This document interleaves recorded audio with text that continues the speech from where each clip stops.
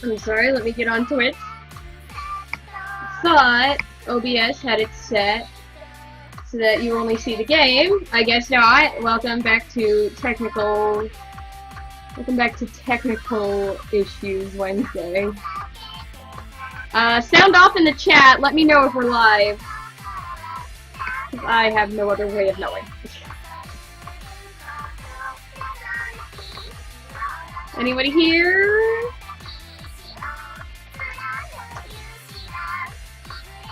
I want to make sure I'm live before I do anything.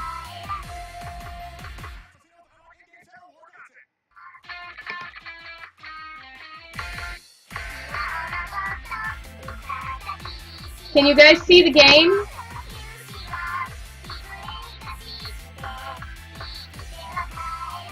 Can you guys see the game?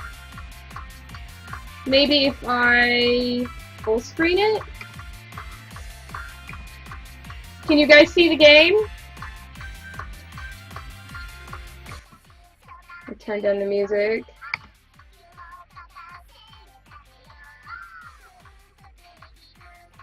Can you guys see the game? You can see it? Okay, cool. Alright, on that note, if everything is looking all hunky-dory, so welcome to Technical Issues Wednesday, Weeaboo Wednesday, whatever you want to call it.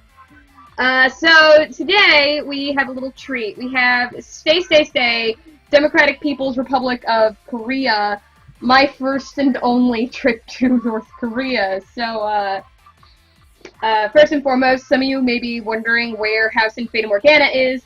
And as some of you may recall, last week we were having some technical issues with it. It wasn't opening, and I got in touch with customer service at Manga Gamer. I was told that something probably just got deleted by accident. I sent them my game files, and they said that they'll straighten it out for me. I still haven't heard back from them, but hopefully I'll have heard back from them by next week. And in the meantime, so this was gifted to me by one of the devs of this very game. I made a post about how I stream visual novels on Wednesdays, and they DM'd me like, well, you know, I made this pretty slammin' visual novel, you know, would you stream it? And I told him what I tell everybody, if you're willing to give me a Steam code, you know, yeah, I'll stream it, I'll review it, you know, go for it. And so here we are gonna play Stay, Democratic People's Republic of Korea. I have not opened it before today, so I have no idea what to expect. I've done a little bit of research into this game, and it looks pretty great. And in a day and age where, depending on the time of day, we may or may not be at war with North Korea, it's always good to have a reminder that no matter what country you're from, everybody loves anime titties. So before we start, how's chat? Can you guys still see the game? Can you guys still see the game? Oh, are we Technical Issues Wednesday again?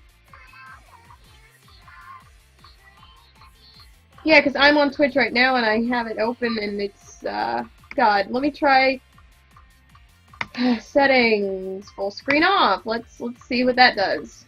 God. I hate OBS. Have I ever talked about how much I hate OBS? Alright, well, tell me if this works. Have I ever talked about how much I fucking hate OBS? 'Cause I do. Let's try going into OBS.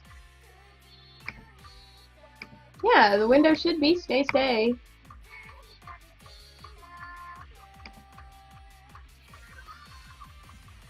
We're gonna have to do this, the old-fashioned way? Is that what we gotta do?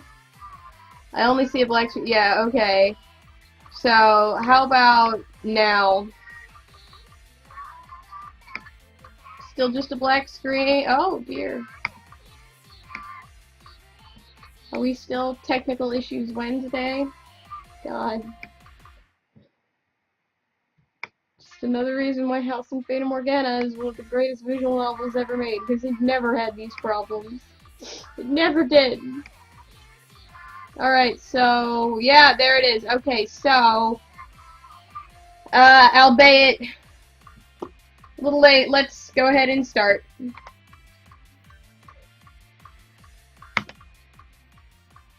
What is your name? Do I just type it in? Oh, yeah, we just type it in. What should be our name, Twitch chat? Help me out. Y'all know the drill by now. What should our name be? I'm thinking, I don't know, maybe something really generic or maybe something really stupid.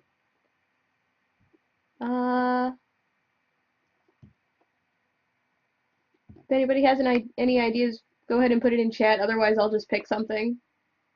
Kim Jong-un. Okay, our name will be Kim Jong-un. Please spell that. Kim Jong-un. Yep. All right.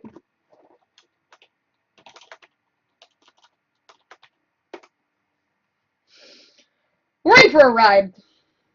It's taken a long time, but it's finally gonna happen. I'm finally on a plane from Beijing to Pyongyang. I am so sorry in advance that I'm gonna absolutely be butchering so many of these pronunciations. I don't know the damnedest thing about the Korean language. I'll be staying the week with a couple of pen pals in the Korean army. I'd been writing to them for a while on duty in Afghanistan. They seemed interested in meeting me, so they asked me to come over my next leave. It didn't look like it was going to happen, though. I'm not sure why, but the airport wouldn't let me fly directly into Pyongyang. Yeah, I wonder why. Something about no direct flights and having to fly to China or Russia first. Oh my fucking god. Yeah, I wonder why. I only just barely learned Korean in time for this. Then I had to stumble through Chinese to get there. But we were about to touch down in Pyongyang's Sunan International Airport. Yes, I think you said that we're about to descend. I am none the wiser. Once we get off, I'm waiting for my bags at the claim center. It was a bit late since I had used the bathroom, so it looks like they've already started unloading. They've stopped the baggage claim carriage. My bags aren't there. Oh man, this is FUBAR. Don't tell me they lost my luggage. Oh, that's the worst. I better go find customer service before my buddies get here. Turning around, I walk into someone else. Is it your buddy? Hey, why are you right behind me? I've run into what appears to be a member of the Korean military. Full suit and everything. What's more, she's hot. If you go for the chicken uniform thing, it is absolutely one of your buddies. Mr. Kim Jong-un, I presume. Her English is pretty good, a bit broken, but better than most kids I met in Afghanistan. How do you know my name? We were expecting your arrival. I finally notice that she's not alone. Another cute girl in military regalia is next to her. Oh my god, but how? I only told my buddies Jeong and Yunji that I was showing. If you guys know how to pronounce these and want to give me some pointers, by all means, go for it. That would be us. Wait, I thought it's not. I just mean, aren't Jeong and Yunji, well, guys' names? Not always. Like some names in your country, they can be applied to both genders. The taller girl smiles politely. Oh, like Francis and Francis. I think I get it. Wait a second. You didn't think Kim Jong-un was a girl's name, did you? Of course. I'm going to try and translate this into English. Of course not. Who would have named a girl Kim Jong-un? But you said it was fine if I stayed with you while I was here. Absolutely. We received special permission to have you stay in our personal barracks. Well, we might have a hold... Oh, no, it's the guy. Well, we might have a hold-up. It looks like the airline lost my luggage. So I need to check with the service desk about that. Oh, no need to worry. We've secured your luggage. That's great! Where is it? It's been sent to the Political Bureau's security checkpoint! Oh my god. Fine. Wait, what? They must make sure you have no illegal contraband on you. Anything that would be a detriment to our country and glorious leader would be confiscated. Well, that doesn't seem to be any way to treat a friend. If you desire our friendship, then do this. You can speak Korean, right? Well, I've been studying a little. I guess I have a handle on it. I even got this manual to help me out. I reach into my carry-on and pull out my translation guide. Upon seeing it, Yunji slaps it out of my hands. Ow! What the hell did you do that for? You dare bring a translation manual out of our mortal enemies? Into our wonderful country? But it's a Korean translation manual. I'm sorry for Yunji's outburst, but the manual depicts the language of the territory occupied by Western imperialists. Imperialists? I didn't think the British ever invaded Korea. I thought it was all just one bit. No, son, you are definitely wrong. What are y'all thinking so far? Oh my god. This poor child. I'm so glad you understand the situation. There's only one true Korea. Regardless, I'd like for you to work with Yunji. She'll help you get better with Korean. And you'll help her with English. Oh god.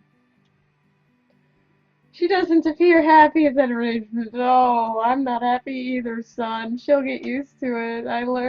I read in my old translation manual that it's polite to bow to new coworkers. I turn to Yunji and bow. Thanks for helping me with Korean. Why are you thanking me? I'm only doing this to help better my English. It's not like I'm doing this for you, Baka. Either way, I appreciate it. Why? I know help you. It's something? Now, Yunji, you're so excited about our friend coming to visit. There's no need to be so rude to him. Huh. I hope he's a good English teacher. It's time we went back to our barracks. You should be thankful. The top advisor on tourism recommended you stay with your guides instead of at a hotel. You did bring a lot of foreign cash, though, as we suggested, yes? I did, though I'm not quite sure I understand why. Couldn't I just use my credit card? It'd be quicker than going to exchange all these bills for a Korean won. Plus, I feel funny having all these coins on me. Most everything you need here has already been paid for in advance. However, the shops you'll visit will want hard currency, and they prefer foreign bills to the won. Okay, so I'll be paying for things in my own currency then? You know, listen? It's simple. No wons, dollar only. Yunji's pretty cute when she's grumpy. Her cheeks get all puffed up. I do feel a bit bad for her, though. Ugh, oh, I feel bad, too. Yunji, would you prefer I just speak Korean? Why? Is my English no good for you?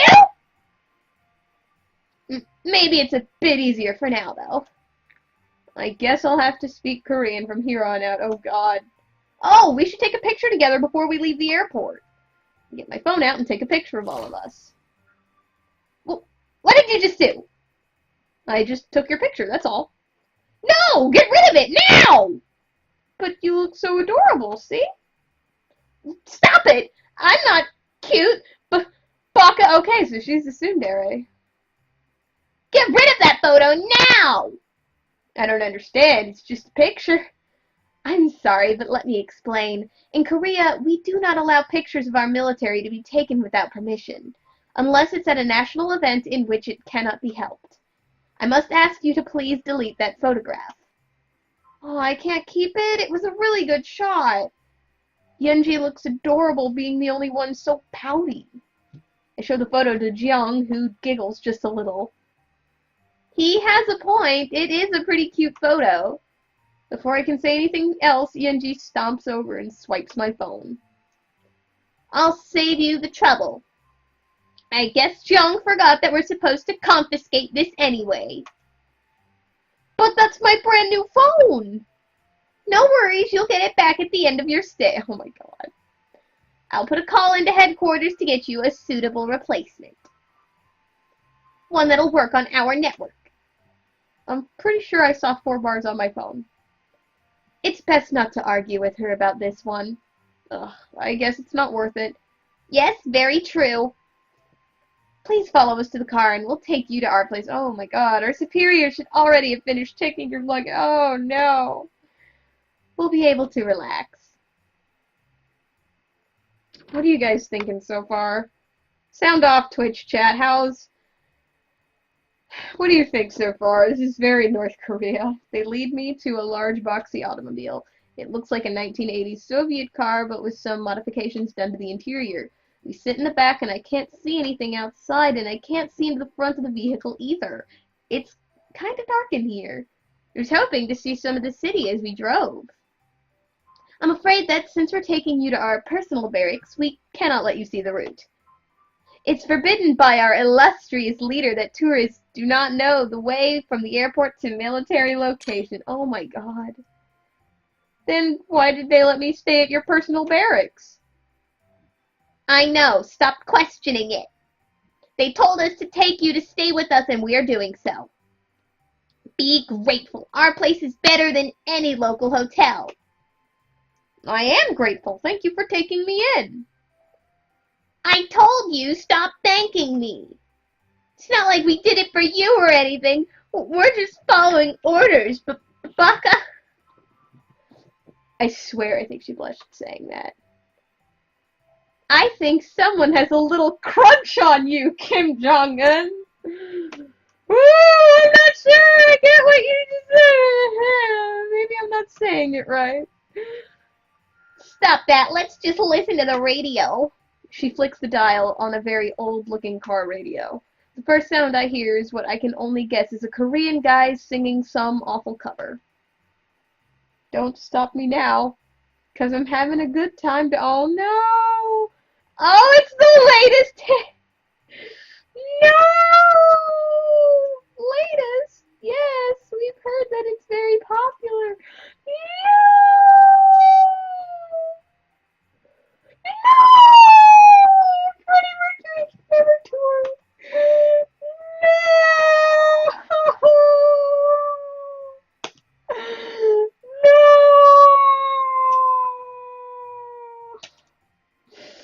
That was a huge hit in 1978.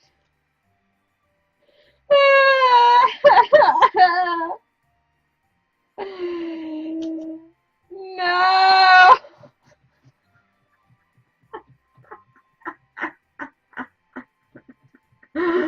Oh my god.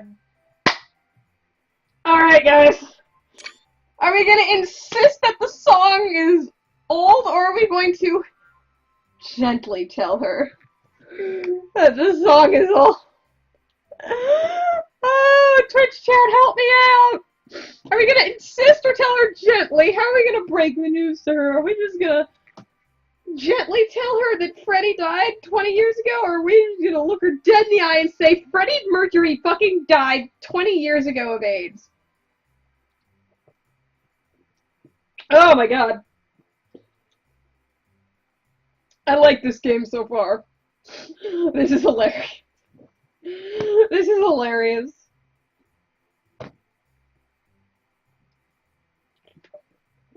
Anybody want to help me make this decision? Are we gonna insist, or are we gonna tell her gently? If I don't hear a response in the next few seconds, I'll pick. I don't know, I'm not a big fan of tsundere characters, so I'll probably just insist that the song is quite old.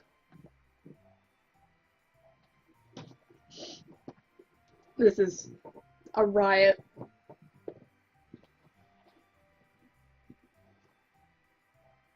Okay.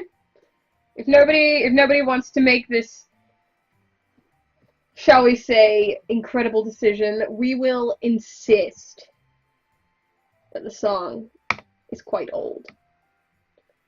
No, I know my music history. And my mom used to love this song. This song was popular over 40 years ago. It's not new at all. Yinji is glaring at me. I don't think that was the best way to handle things. I know it wasn't, but you know what? Fuck tsunderes. Oh good, we're almost there. The car is slowing down and turning to what I assume is their personal barracks. I can only guess, though, since I can't see outside the car. The silence we've had since the radio incident is broken by a sharp noise. It appears to be Jiang is using more Freddie Mercury for her ringtone. Excuse me, I need to take this call. She turns from us and jabbers away on her phone. I figure maybe I should speak to Yinji. So if I'm staying here, I'm guessing you guys must have extra rooms. Being a military base, I wouldn't think you'd have a lot of extra space. Hell, they were just barely phasing out of those Quonset huts when I was going through boot camp. Don't stick me in a broom closet or something, alright? Don't be so ridiculous, Kim Jong-un. You won't be in the closet. Are all soldiers in America so dumb? No wonder Glorious Leader says we'll be conquering you soon. Oh, dear. Did you just imply your country is...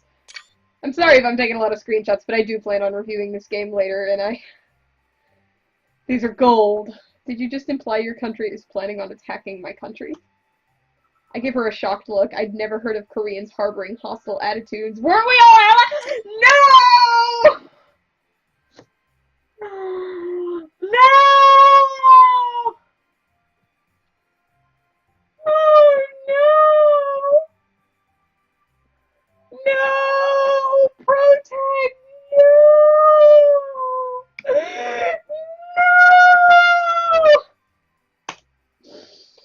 At some point, all of us be Korea. It is a part of a new initiative from our most high and honorable champion. Anyway, it is of no concern to you. Stop asking such silly things. We want you to be able to enjoy your stay here. You'll be sleeping soon enough. This suddenly got sad. This seems prophetic in hindsight. Can these reactions be in your review? Hopefully, it will be a written review, but I'm not opposed to the idea of making this a video, potentially. I'm working on some spooky Halloween-related content, but I'll see what I can do. I might make a video if this warrants it, but, it is prophetic. That's what it is. Great, I can't wait. I'll leave it to you, Yinji. Here's Young getting off the phone. Just in time, it's pretty awkward in here. I'll say. Good news, the inspection of your luggage is complete. They found very little to remove, so there should be very little missing. Well, that's good news. Will I get my belongings when I leave back for home? Jean? Hey, I know you're probably starving, right? Yunji, what were you planning on making for dinner? I'm making dinner? I thought we were just taking him to the mess hall. How can you be so thoughtless? He's our guest. We should make a proper meal for him. It's okay. I don't mind hitting up the Korean chow hall. I mean, I'm fine with whatever you two want to do. You're poking fun at me, aren't you? Yunji appears angry. Well, even more angry than she has been. You don't think I can do it? You think my English is terrible and I can't even cook? That's not what I was saying. I'll show you. One home-cooked meal coming up. Well, I appreciate it. I'll make you eat your words. And kimchi! That is so sweet of you, Yunji. You must really like Kim Jong-un. You haven't cooked anything in many months. Not since the time you burned the soba noodles. You always bring that up. Stop embarrassing me. I'm just glad you're cooking again. Looks like Kim Jong-un is already having a good influence on you. I need to fan myself. Before Yunji can respond, there's a knock on our door. Xiang opens it to see the driver standing there. We have arrived. Please show the capitalist to his quarters. Thank you. Thank you. Well, we're here. Let's head in. I let out a small stretch after the long journey. Xiang grabs my arm and starts leading me to the room before me. She looks cute, even more so for a soldier, but she definitely has a strong grip. I mean, it's not like we don't have women on our base, but none of them look like her. Oh, jeez, I gotta stop thinking like that. It's just a vacation. Don't make it weird. Are you okay, Kim Jong-un? What? Oh, yes, I'm fine, thank you. But your face was so red, I thought you might have caught a fever. Oh, no, it's just that, you know. Jiang puts her hand to my forehead. Her hand is so soft. Yeah, she's definitely not infantry. I remember the women I saw in infantry. I still have nightmares. Jiang is so pretty, though. You're so hot, and you're sweating a little. Are you sure you're going to be okay? Oh, I'm sure, really. It's just, you know, tired from the flight. Oh, yeah, that's it, tired from the flight. Oh, thank goodness, I was worried. The stores have been out of ibuprofen for a few days now. I'm not sure how I could have treated a fever. Hey, when you two are done, could you help me with the tap? It's stuck again, Jiang. Oh, let me take care of that for you. This faucet has definitely seen better days. It looks like some of it has started to rust pretty badly. Hopefully the water is clean and safe to drink. Budget cuts always hit the guys at the bottom first, I guess. It takes some effort, but after a few tries, water manages to come out. Huh. I could have done it myself quicker. They show me around their private quarters. It's not bad. A couple of bedrooms, common room, kitchen, and a bath. I need to finish preparing the dinner for tonight. Xiang will show you to your room. Again, Xiang grabs me by the hand and leads me to my room. The bedroom has scant amounts of decoration, and the windows are small, but do let some light in. On the bed is my suitcase, unharmed by the search and seizure ordeal. This will be your room for the week. I'll be staying in the other bedroom with Yunji. I hope you find the room to your liking. Oh, wait, are you telling me this is normally your room? Yes, but you needed a place to sleep. I don't mind staying in Yunji's room for the week. We can think of it like what your American teenage girls say. A sleepover. Oh, I can see Yunji's bedroom across the hall. There's just one bed and it's not big enough for both of them. I can't put you out of your room and have you sleep on the floor. Did you have a sleeping bag or some extra blankets? I can go sleep on the floor in the common room. That's not needed. You are our guest. It would be dishonorable to have you sleep on the floor. Make yourself at home. We should have dinner ready soon. Aw, Zhang is so nice. She smiles and walks out the door, leaving me in her room. I open my suitcase. Everything I had neatly folded has been tossed around and crumpled up. Of course, I cannot blame the Koreans for that. After all, I went through a couple of different airports, including one with TSA security back in the States. Hell, that TSA broke my computer the last time I tried to fly. It looked like they took a hammer to my motherboard. Damn TSA. I'm relieved to see my comfy Tokyo Hotel t-shirt still here, though. I slip out of my traveling clothes and toss that on with a pair of jeans. Not too long after, I smell something fairly decent coming from the kitchen, and I decide to head there and see if I can help. What are you guys thinking so far, Twitch chat? I think naming the character Kim Jong-un has made everything more glorious. I absolutely agree. There's a hilarious default name if you don't type a name at the beginning and just hit enter. Is there? Oh my god, I'll have to try that out. Maybe we'll New Game Plus it for 5 seconds so we can see what that name is. I'm very curious. But Yunji is still dressed in her military uniform. Xiang must have heard me walk in, and she turns to greet me. Oh my god! She looks like she's closet cosplaying Tifa, and I love it, and I'm here for this. I'm here for Xiang. Oh, hi, Kim Jong-un. Dinner isn't quite ready yet. Oh, that's okay. I thought I might be able to help.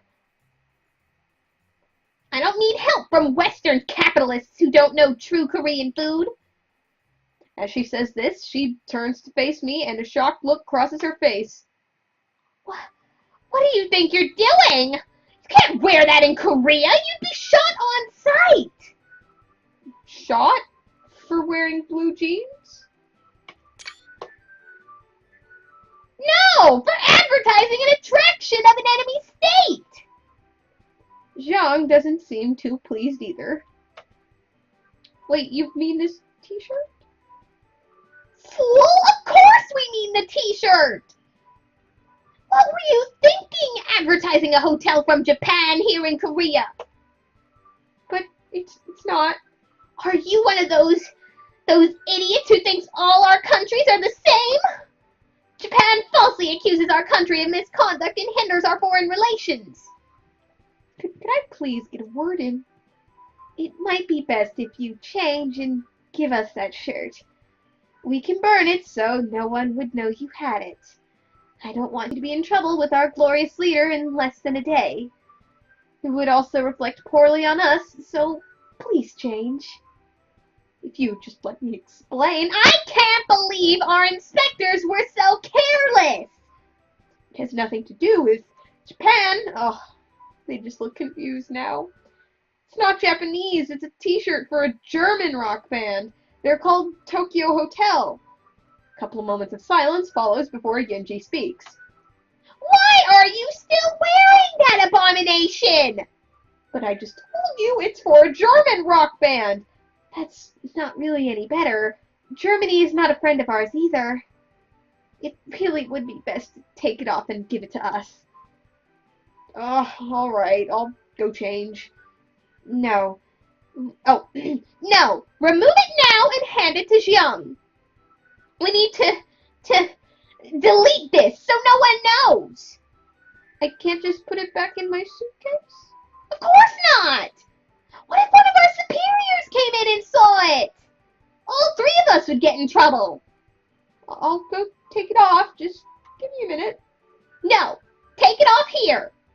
I need to be sure so you don't try to hide it. Oh my god, Yuji. Is Yuji blushing? Oh, jeez. Turn around first, at least. I remove the shirt and hand it to Xiang. I go back and put on a plain white t-shirt instead. Oh boy! This is quite the game. When I get back, my t-shirt is nowhere in sight. And the girls are talking with each other. Thank you so much for changing. It would have been really awkward if Yenji had to remove the shirt by force. But it's best not to do anything that would incur the angel of our glorious leader. I suppose, but it still sucks that you burned my shirt. That was a gift from a buddy in Germany. Another military buddy, yes? Is she nice? Well, he seems to be nice. Wait, did you say she? Come to think of it, I never really did check if my German buddy was a guy or girl either. Is Lederhosen a gender-specific gift? Because I'm pondering as if I've gender bent every overseas pen pal I've ever had, the lights flicker and go off. Well, there goes the lights again. What is it with the lights going out like this at the same time every day? Wait, this happens every day? Is this some sort of planned thing? We do not know, but the power does go off a lot. Usually they're for short periods of time, however, there's one that seems to happen every day at this time. It lasts a while, an hour or more, usually. You mean to tell me you have daily power outages? And you can't even set your clocks to them? What in the world could be going on to lose power every day at the same time? Glorious Leader has said it is to reserve power, in case the imperialist forces attempt to invade further inland toward us. So we'll have enough power for our bases to withstand the attacks. I'm not certain that makes any sense. Are you questioning the judgment of the Supreme Commander of Korea?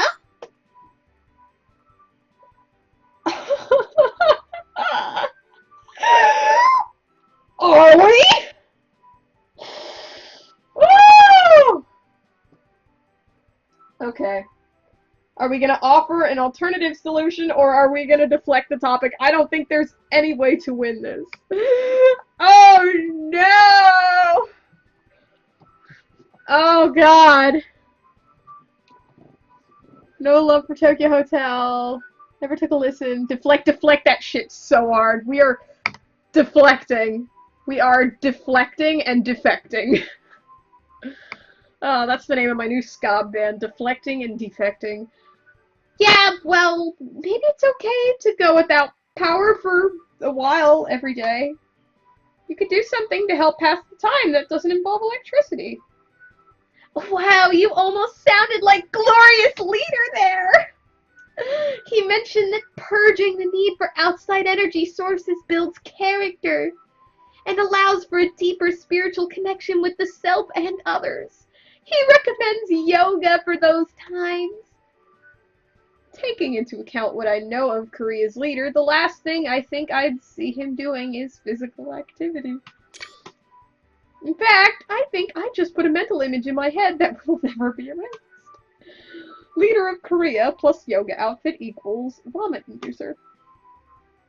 That's glorious, leader to you, Yankee!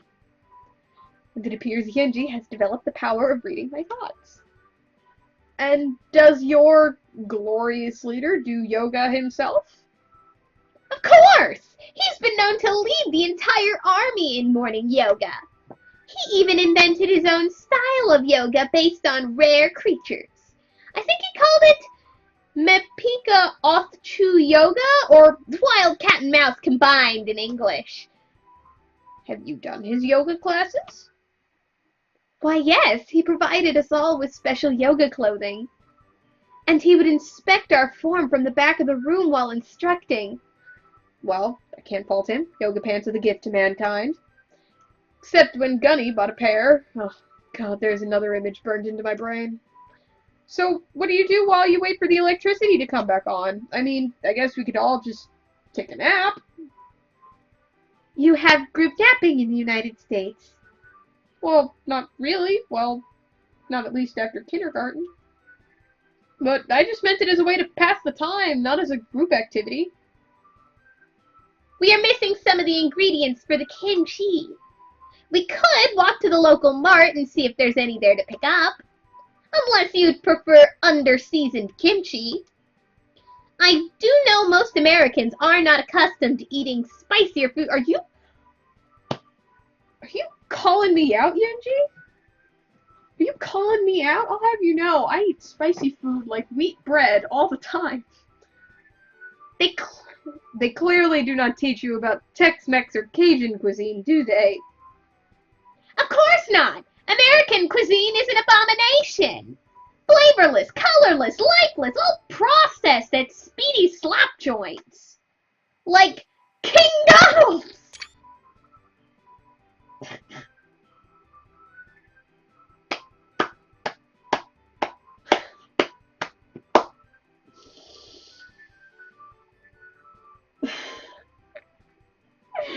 Guys, I am sincerely enjoying this.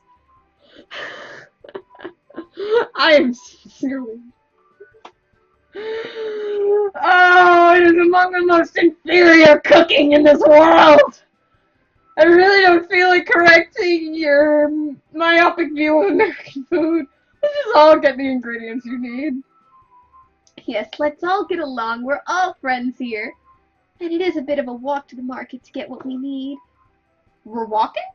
I figured we'd ride in the see no Korea, hear no Korea, speak no Korea mobile again. Why the attitude?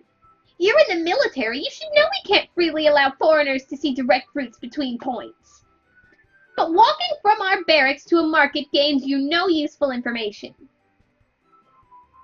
He does have, oh, what do Westerners call it? Spunk. Yes, I think that's it. But come along, let's see what Yenji needs. She grabs my hand and I clam up again. Can't say I'm unhappy, but I'm not great with girls. But it doesn't seem like Xiang has a problem with grasping my hand. Maybe she's unaware of what holding hands means, but I'm not surprised since this is the third time she's done it. What is surprising is that I feel my other hand being grabbed. I turn to that side and I see Yunji has claimed that hand for herself. She notices I've seen her, and she blushes. Oh. Don't get me wrong or anything. I'm not doing this because I want to. Baka Kim Jong-un. I just want to make sure you don't go running off. You could get in big trouble if you were found walking around without a guide. So I'm just leading you. Don't make anything out of it, okay? It would appear that Yunji, on the other hand, is fully aware of what she... It would appear Yunji, on the other hand, is fully aware of what holding hands can mean. Thank you for looking out for me. I roll my eyes when she's not looking.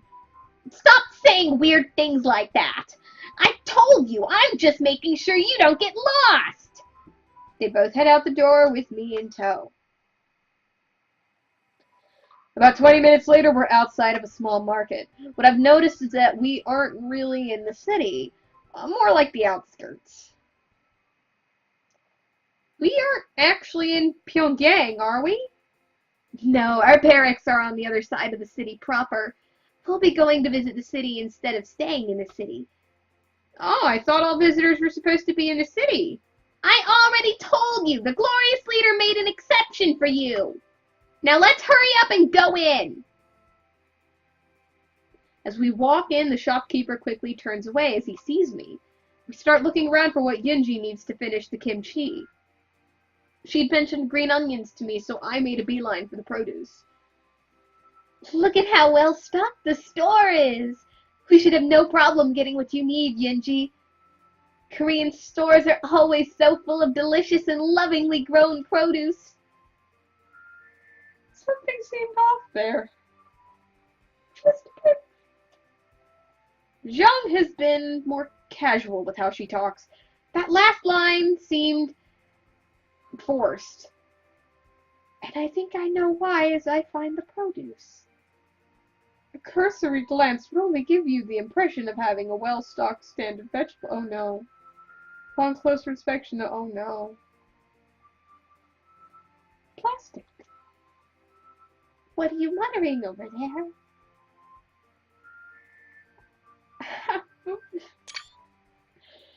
Half of this food isn't real. What the fuck? I mean, this radish right here, it's too shiny. I really don't think the FDA has a recommended daily allowance of plastic. They don't seem to be listening to me too much, and they continue looking for ingredients. Looking at the wall where the canned goods are gives a similar... No! No! The shelves over there don't even look like they're for your food. I've seen better artwork in a no-budget visual novel where the developers skimped on paying artists. Oh, you mean Pink Rage Atome. Oh, I'm having more flashbacks to last week. Jiang walks over to me with a worried look. I have a worried look too, Jiang. We're almost done. Please don't say anything else. What do you say, Twitch chat? I think Aaron said this best. It's obvious this game was written by a dude. It's true, most things written.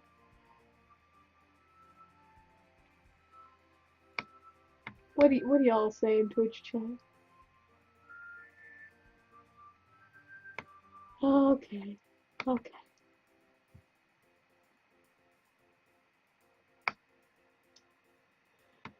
Oh, hold on. There we go.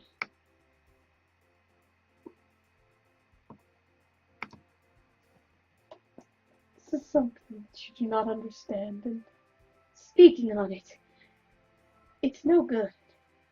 No good. Fine, I'll be a good little soldier. It's nut up or shut up from now on, I guess. Jiang smiles at that, though it's tough to tell. It's a smile of relief or nervousness. Yunji walks over to us. Hey, I left my wallet back at the house. Did you bring yours, Jiang? No, I thought you had yours. One of us will have to go back and get the money. Oh, wait, it's okay. I brought my wallet. But we never did exchange any of my cash for Juan. Will he be okay with American dollars? Yes, though I think this shopkeeper prefers euros, he'll still take American money. Give me your wallet and I'll go pay. I hand her my wallet and she walks back to the shopkeeper. She comes back and I check the billfold area. Doesn't appear to be too ravaged. $1.50 can barely buy a soda on base. Fresh produce is basically unheard of. Hell, even that plastic food looks better than some of the stuff I've had on base. Well, with this settled, let's go back to the barracks. 20 minutes later, we are back at the barracks. The power's back on and Yenji gets right to work finishing the kimchi. Oh shit, I must have accidentally defect to the main menu. That's funny. Yeah, I must have accidentally hit the menu button. The power's back on and Yunji gets right to work finishing the kimchi. Xiong has turned on the radio. Thank you for tuning in to One Korea, One Voice. Here is today's top story. Our glorious leader took a well-deserved day off today by playing a round of golf at Pyongyang Old Course Number 1. As expected of the son of our beloved former leader, he shares his father's natural talent for golf. Our glorious leader broke his father's record with a 40 under par 32 for the round. Included in his round was a streak of 9 holes in one, a feat only he has ever done in this world. Guess the glorious leader missed his true calling of dominating the world tour of professional golfers. Dinner's ready! Xiong turns off the radio as we both walk over to the dining table. Dinner does look good. Yunji has made a traditional kimchi along with kongbap. I don't know what kongbap is, although I do know what kimchi is. Would you guys like to know why? Let me tell you a quick story. So, for a while in college, I say that like it happened so long ago, and like I moved out in fucking May. But so my last year at college, I was rooming with these 2 Vietnamese girls, and they kept this big ass, like industrial sized fucking jar. Like I swear, I'm pretty sure it was actually 2 liters of kimchi in the fridge at all times, and it looked so disgusting, and it smelled worse. Southerners would call it beans and rice. Wow, this looks delicious, Yunji! She blushes a little at my praise, and it's kind of cute. Oh my god! Well then, itadakimasu! I see you guys talking. What's up? What's up, Twitch chat? I think it's a dating sim set in North Korea. Yeah, yeah, so, sup, Pimpo? So yeah, we are playing, Stay, Stay, Stay, the Democratic Republic of North Korea. It is a satirical visual novel dating sim. I'm actually not entirely sure if it's a dating sim or not, but, we are playing an American military officer, and we are staying with our pen pals from North Korea, and they're telling us all about their glorious leader, and it is a fucking riot. Kimchi is even better than pineapple on pizza, be honest. Honestly, I don't mind pineapple on pizza very much. I like both of those things, and I'll agree. Anyway, yeah, so that's what this is. It's a thrill ride, that's what it is. Wait! Oh, wait, what was that? You know, itadakimasu, the thing you said before every meal. Something about, I take this food, thanks for making it, right? Idiot. You're mixing up your Asian countries. That's Japanese. In Korean, it would be... Oh god, you guys, I'm so sorry. I'm about to butcher the shit out of this. Chalma get some Nita. Is that real? And honestly, we don't do that very often. Often? Try it all! It gets annoying hearing that before every meal. Can I at least say it once?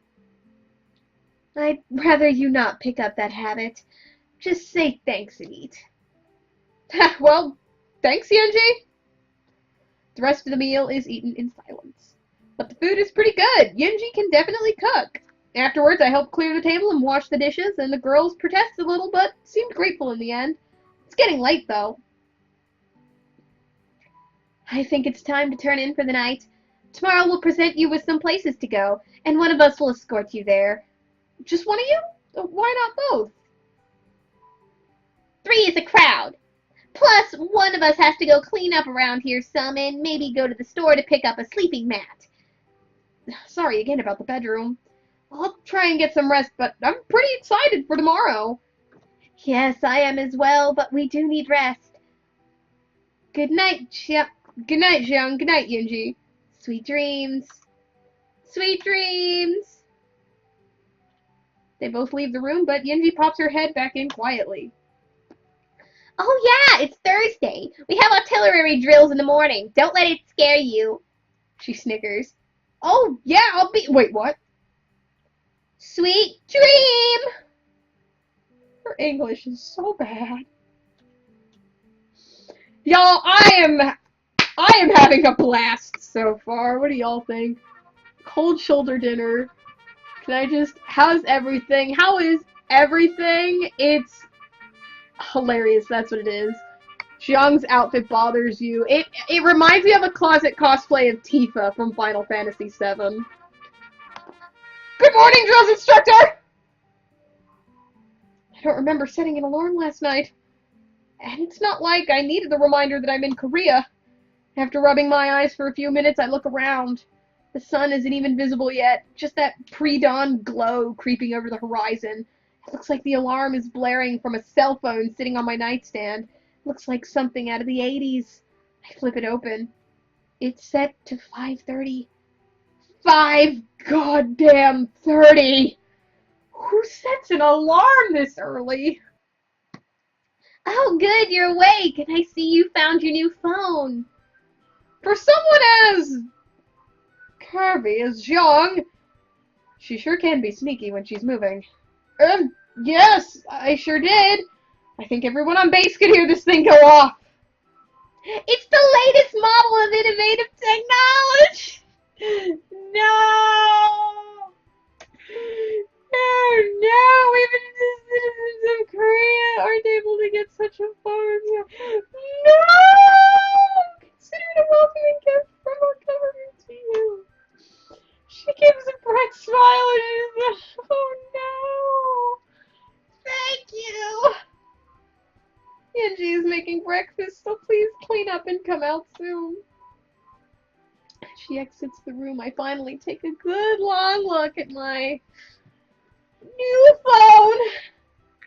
It's a Motorola Dintech model. What in the... This phone would have been made about 30 years ago. In terms of cellular technology, this thing is ancient. I mean, fossilized dinosaur shit ancient.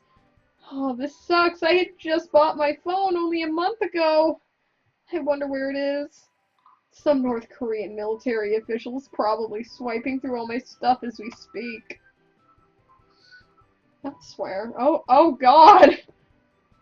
I'm telling you, this is the newest model! Sleek black casing and the 64 gig memory model. Nice! I don't care how many gigs of RAM it has. The thing that goes through a full battery charge in like 2 hours, and you drop the thing half a meter onto the pillow and the screen shatters. At least it can stream movies. Like I'd want to see another rerun of the 101 War Memorials to see in Pyongyang. Ah, fair enough. Into the trash it goes.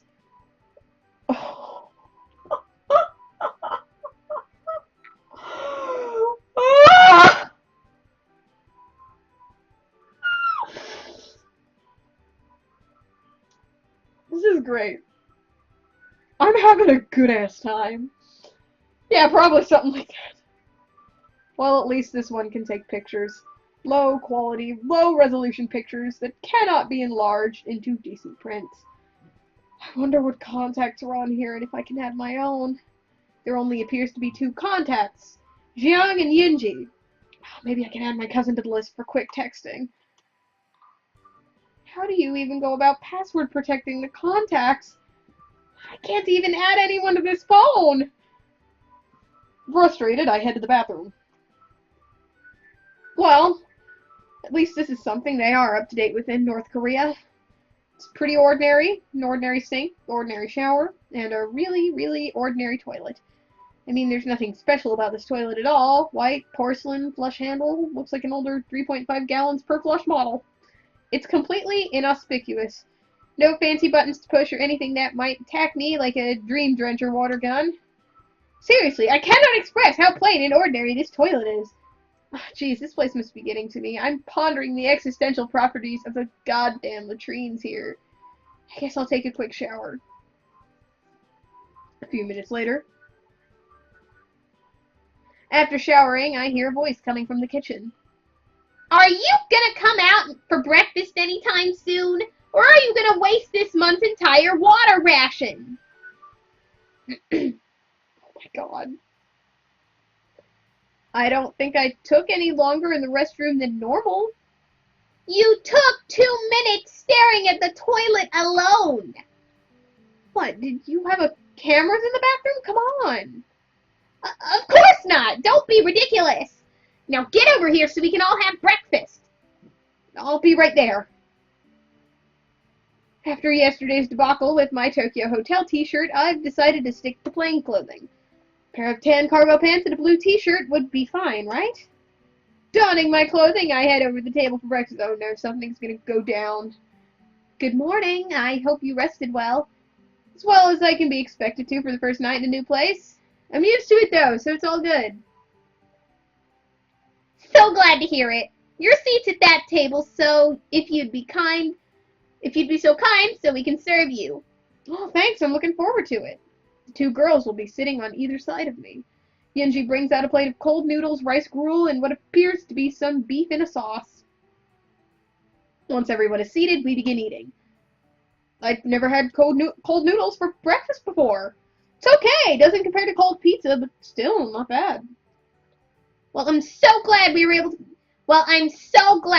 able to compare my handmade meal with leftover American takeout. Oh, don't be like that. I'd take handmade meals over takeout any day. Yes, Yunji, I don't think he meant anything by it. Whatever. We finish eating. I help clean up the dishes, despite their protests. What are y'all thinking so far? Night, Diana! And yes, it was written by a dude. Insert One Punch Man reaction images here. Alright! Cool, cool, cool.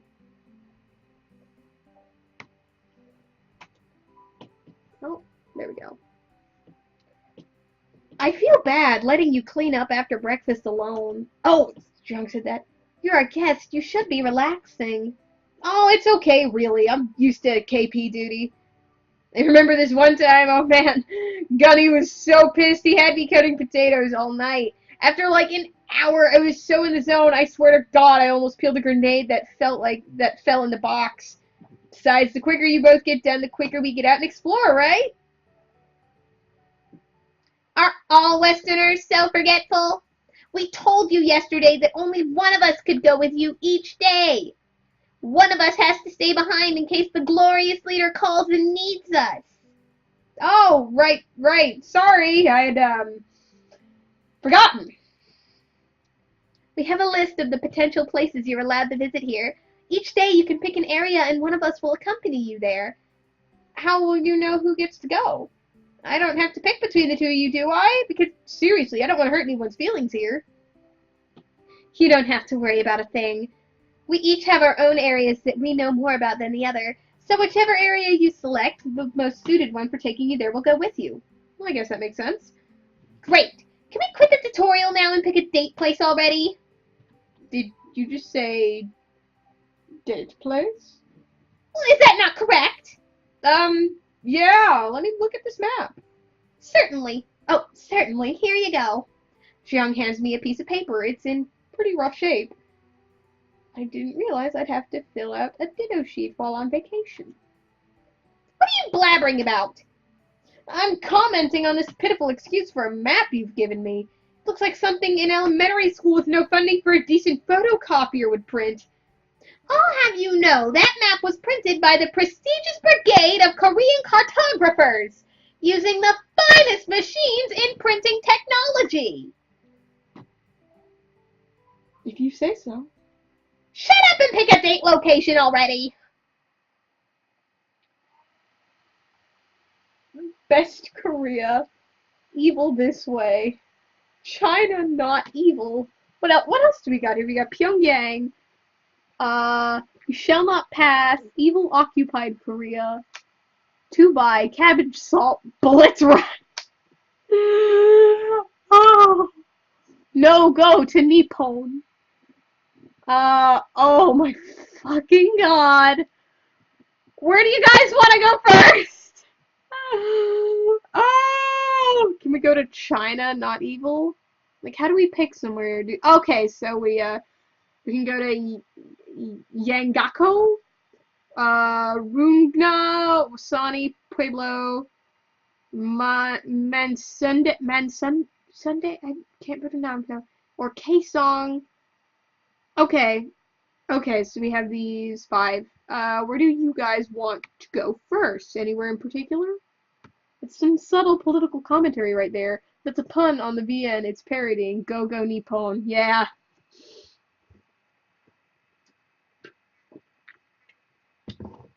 That's hilarious, honestly. I love the humor in this game. Really and truly, I do. This is a fucking riot. If nobody has a particular location they'd like to go to first, let's go to... I want to go somewhere with Jiang. I like her. I guess, y'all cool with Yangako? There's no way I'm pronouncing that right, but I'm sorry again. I know jack shit. The beach? I don't think we can go to the beach. Actually, is this the beach? Yeah, either this or Man Sunday would be the beach. I guess we're gonna find out. Hell, we're already in hell. We've already been here, son!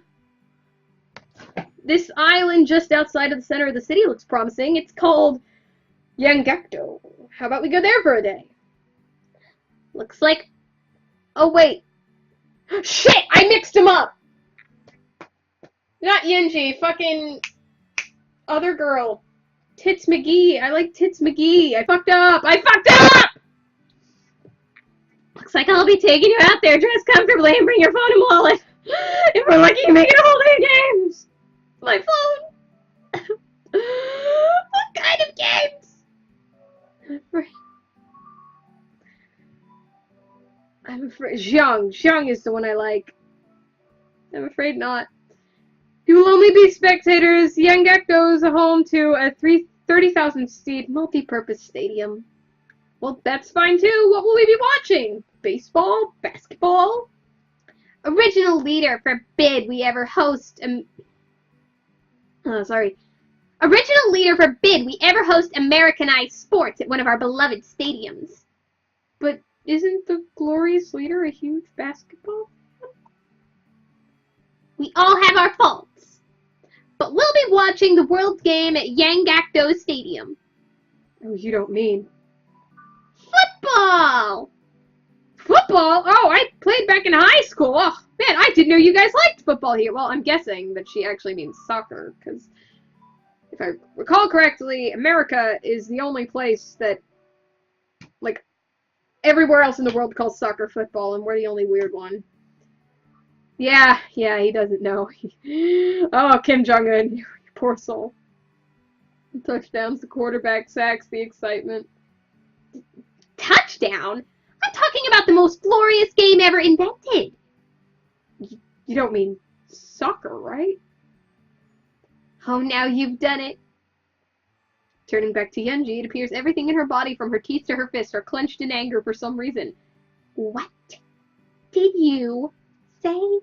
Oh, look, I don't hate soccer or anything, but if I wanted to watch overpaid guys fake injuries, I'd rather... You did it again. Did what? Whoa! Yenji has grabbed me by the collar and is barking in my face. A lesser man would have cracked his pants by now or humidified his silkies. the greatest game on earth, soccer, one more time, and you'll be drinking your kimchi through a straw! Calm down, Hyunji. We call it soccer in America because we have a different manly sport called football. Well, there was that one guy who called it European kickball, but that never caught on. I am well aware of your country's particularly bad habit of bastardizing football and thinking your form of it is superior. By the time you leave this country, you will never utter the word soccer again. This I swear. Starting to think this is a bad idea. Yenji, be nicer. Remember, part of your low citizen scores were due to bad social interactions. This is a chance to improve on those and learn how to act around boys.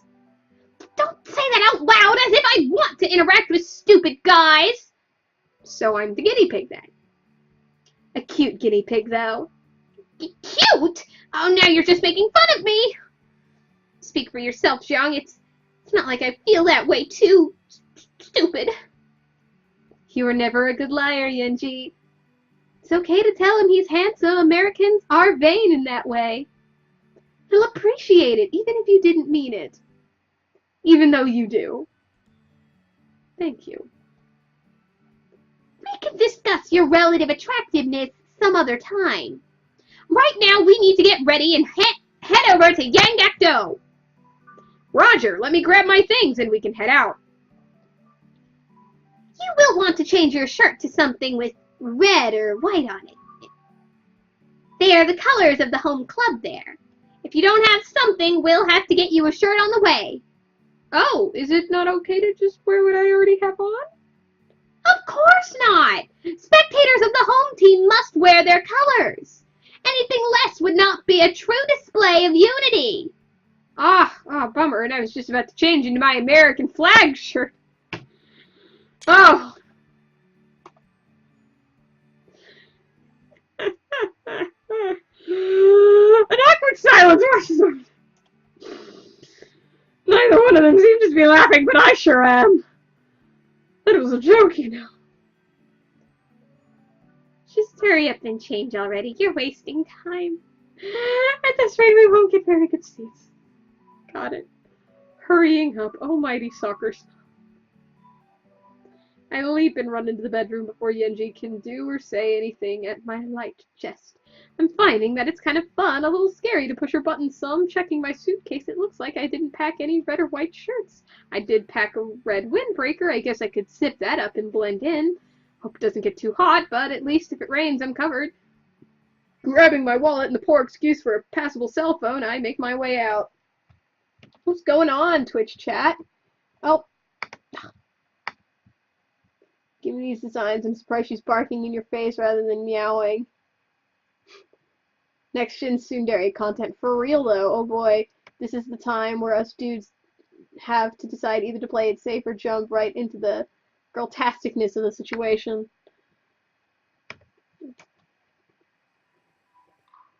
So you have a death wish, I see.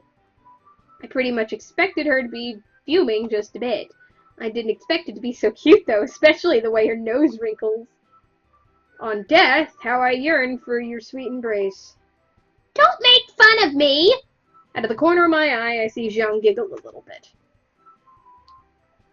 You seem immune to my sister's charm. She certainly manages to frighten the soldiers around her, though. I can't help it if they're pathetic wimps who can't handle me! Let's get going. The driver is waiting for us. Before I can say anything more, Yenji has grabbed my hand and is dragging me out the doorway. Fortunately, it's not too long of a walk to the car. The driver is waiting, and he raises his eyebrow just a little at the sight of Yenji leading me by the hand. I swear I think I hear him mutter, "Whipped already," under his breath.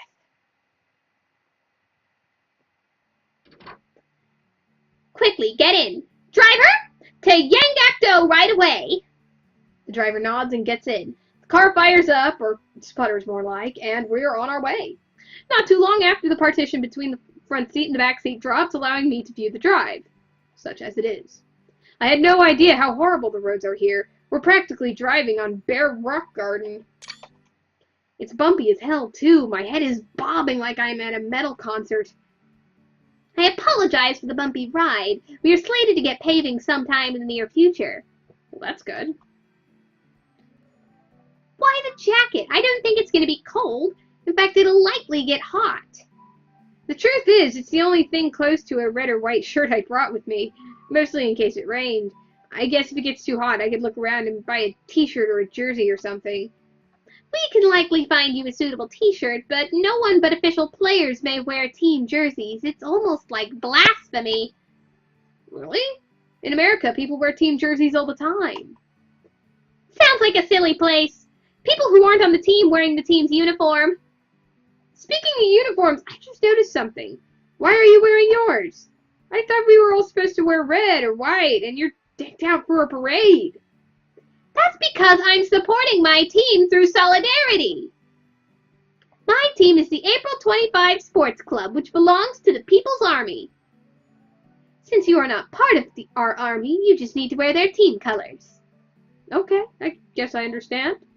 Did you ever play football? No, there was never enough interest in a women's football club. I ended up on the volleyball team a couple times. I can see that. You certainly have the build for volleyball. What do you think you're saying? You just look like a volleyball player. You know how some people just look like they belong in a certain sport when you see them? I see you and I think volleyball. I see. Like how you'd make a good sumo wrestler. Yeah, that's exactly oh, okay, I see how it is. Maybe I was just gonna say you have the legs for volleyball, but I bet you just like shouting spike during the game. Wait, do you mean to tell me that you've been staring at my legs? It's not my fault your uniforms are basically mini skirts. Why are your uniforms so short anyway? Fabric shortage. We all have to make sacrifices. Right, next you're gonna tell me that all the male soldiers just wear booty shorts. Of course not. They are, as you say it, commandos. Is that right? Note to self, do not stand too close to the Korean military guys. Anyway, I'm just saying you have the body type of a volleyball player, that's all.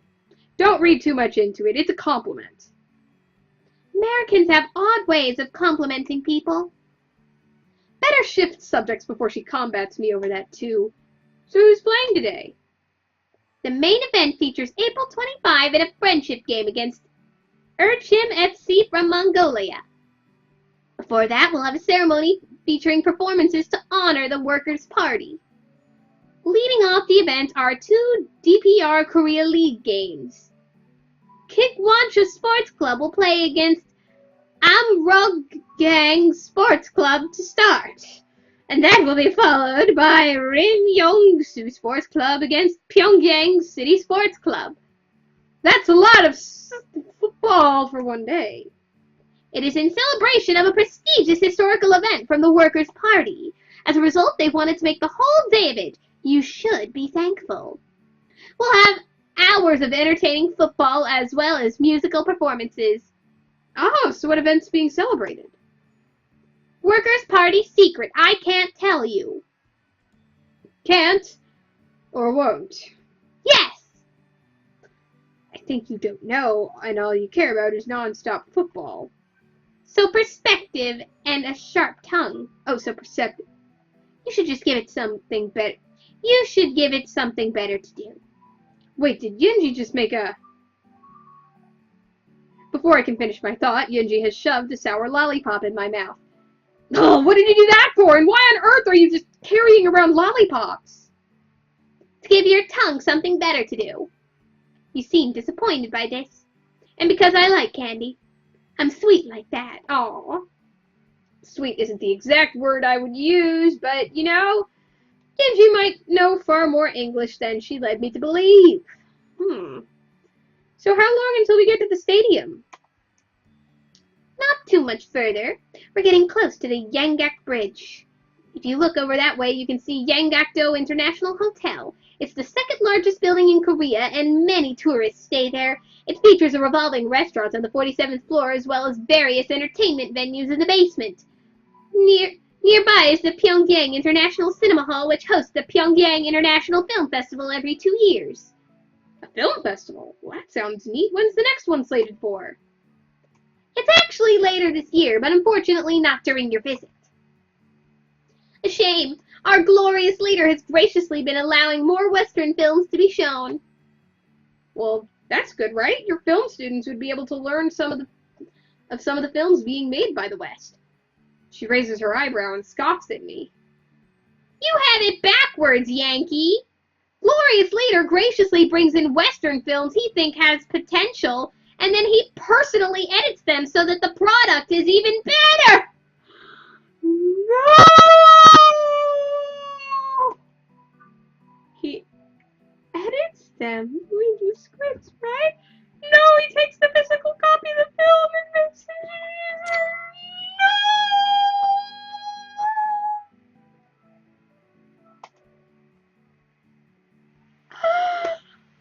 Oh no!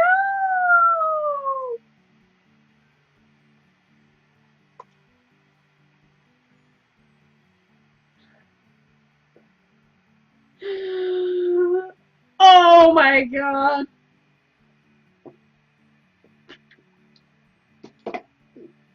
I like this game. I like this game a lot.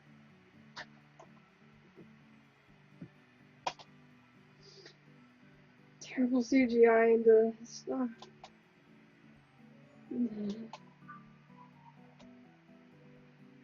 Well, of course it was altered. Glorious leader edited the film and then the poster is changed accordingly. This is so wrong. So many levels. Next thing you know. Oh god, help me. The last photo in the set is on the Titanic ship! But it looks like someone edited an American submarine launching torpedoes toward it. These certainly add new perspective to my favorite movies. Of course they do. Glorious leader himself oversees all of the production. Wait. Didn't the glorious leader's father kidnap some South Korean director to make movies for him? Yunji starts to get flushed and her mouth twists into a frown. Of course not. He came here willingly. That's why he escaped when he was in Vienna, right? No!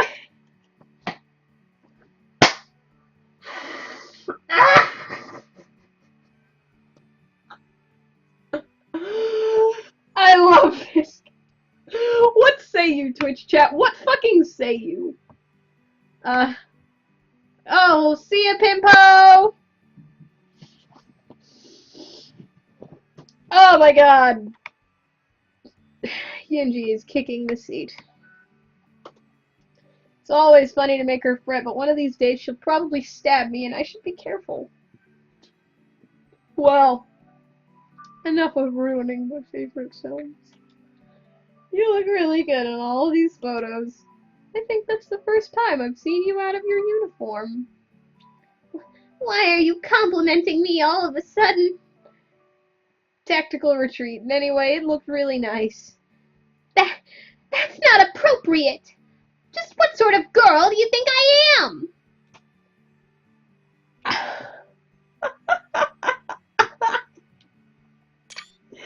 Okay, so it looks like all these options are gonna be the same thing. I'm like in, ever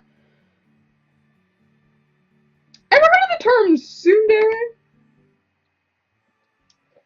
Clearly you are a refined, sophisticated young lady of high moral standing. In North Korea, the player doesn't make the choices make the player, or something like... This is fucking brilliant. You forgot intelligent. Anyway, you should learn how to take a compliment. I look out of the window and we're about to cross the bridge onto the island. We'll be there shortly. I got a text from HQ that there will be intermission between the first two games. We can go to the revolving restaurant to get lunch there if you'd like. You might even find some souvenirs there. Sure, sounds like a plan. A few minutes later, we're pulling into the parking lot of Yanggekdo Stadium. Before I even step out of the car, I can feel the intense heat of the midday sun. We should be able to get a decent seat for the first match if we hurry. Oh, that was Yunji saying that. I'm already regretting my choice of wearing the jacket. I can already feel sweat dripping down my forehead. Having to go up a couple flights of stairs before isn't helping either. Is there any water around here? I'm getting pretty hot. I told you not to wear the jacket. Why didn't you listen? Because I didn't have a t-shirt in the colors you insisted on me wearing. Well, I did until you burned it, but that's neither here nor there. I can pick us up some drinks. I don't want you to miss out on the game, though. That's uncharacteristically thoughtful of you, but I'll go get some water. I sit and wait while Yinji heads back to the concourse to get some water. I'm getting really hot with this jacket on, but there's nothing to be done. If I take it off, Yinji will get mad that I'm wearing a yellow t-shirt, so I'll be stewing in my own sweat for this game. Lovely. Here you are! I got us the maximum amount of bottles allowed. 2 each. She hands me a bottle of water, and it seems okay. It's imported from China, so you will be fine drinking it. Oh. Great, I'm dying over here. I never imagined Korea could get this hot. As I go to drink, what sounds like a huge cheer erupts from the crowd. Looking at the field, the first 2 teams to make the pitch are walking out and warming up. However, for what sounded like a great cheer, I don't see a lot of enthusiasm from the crowd.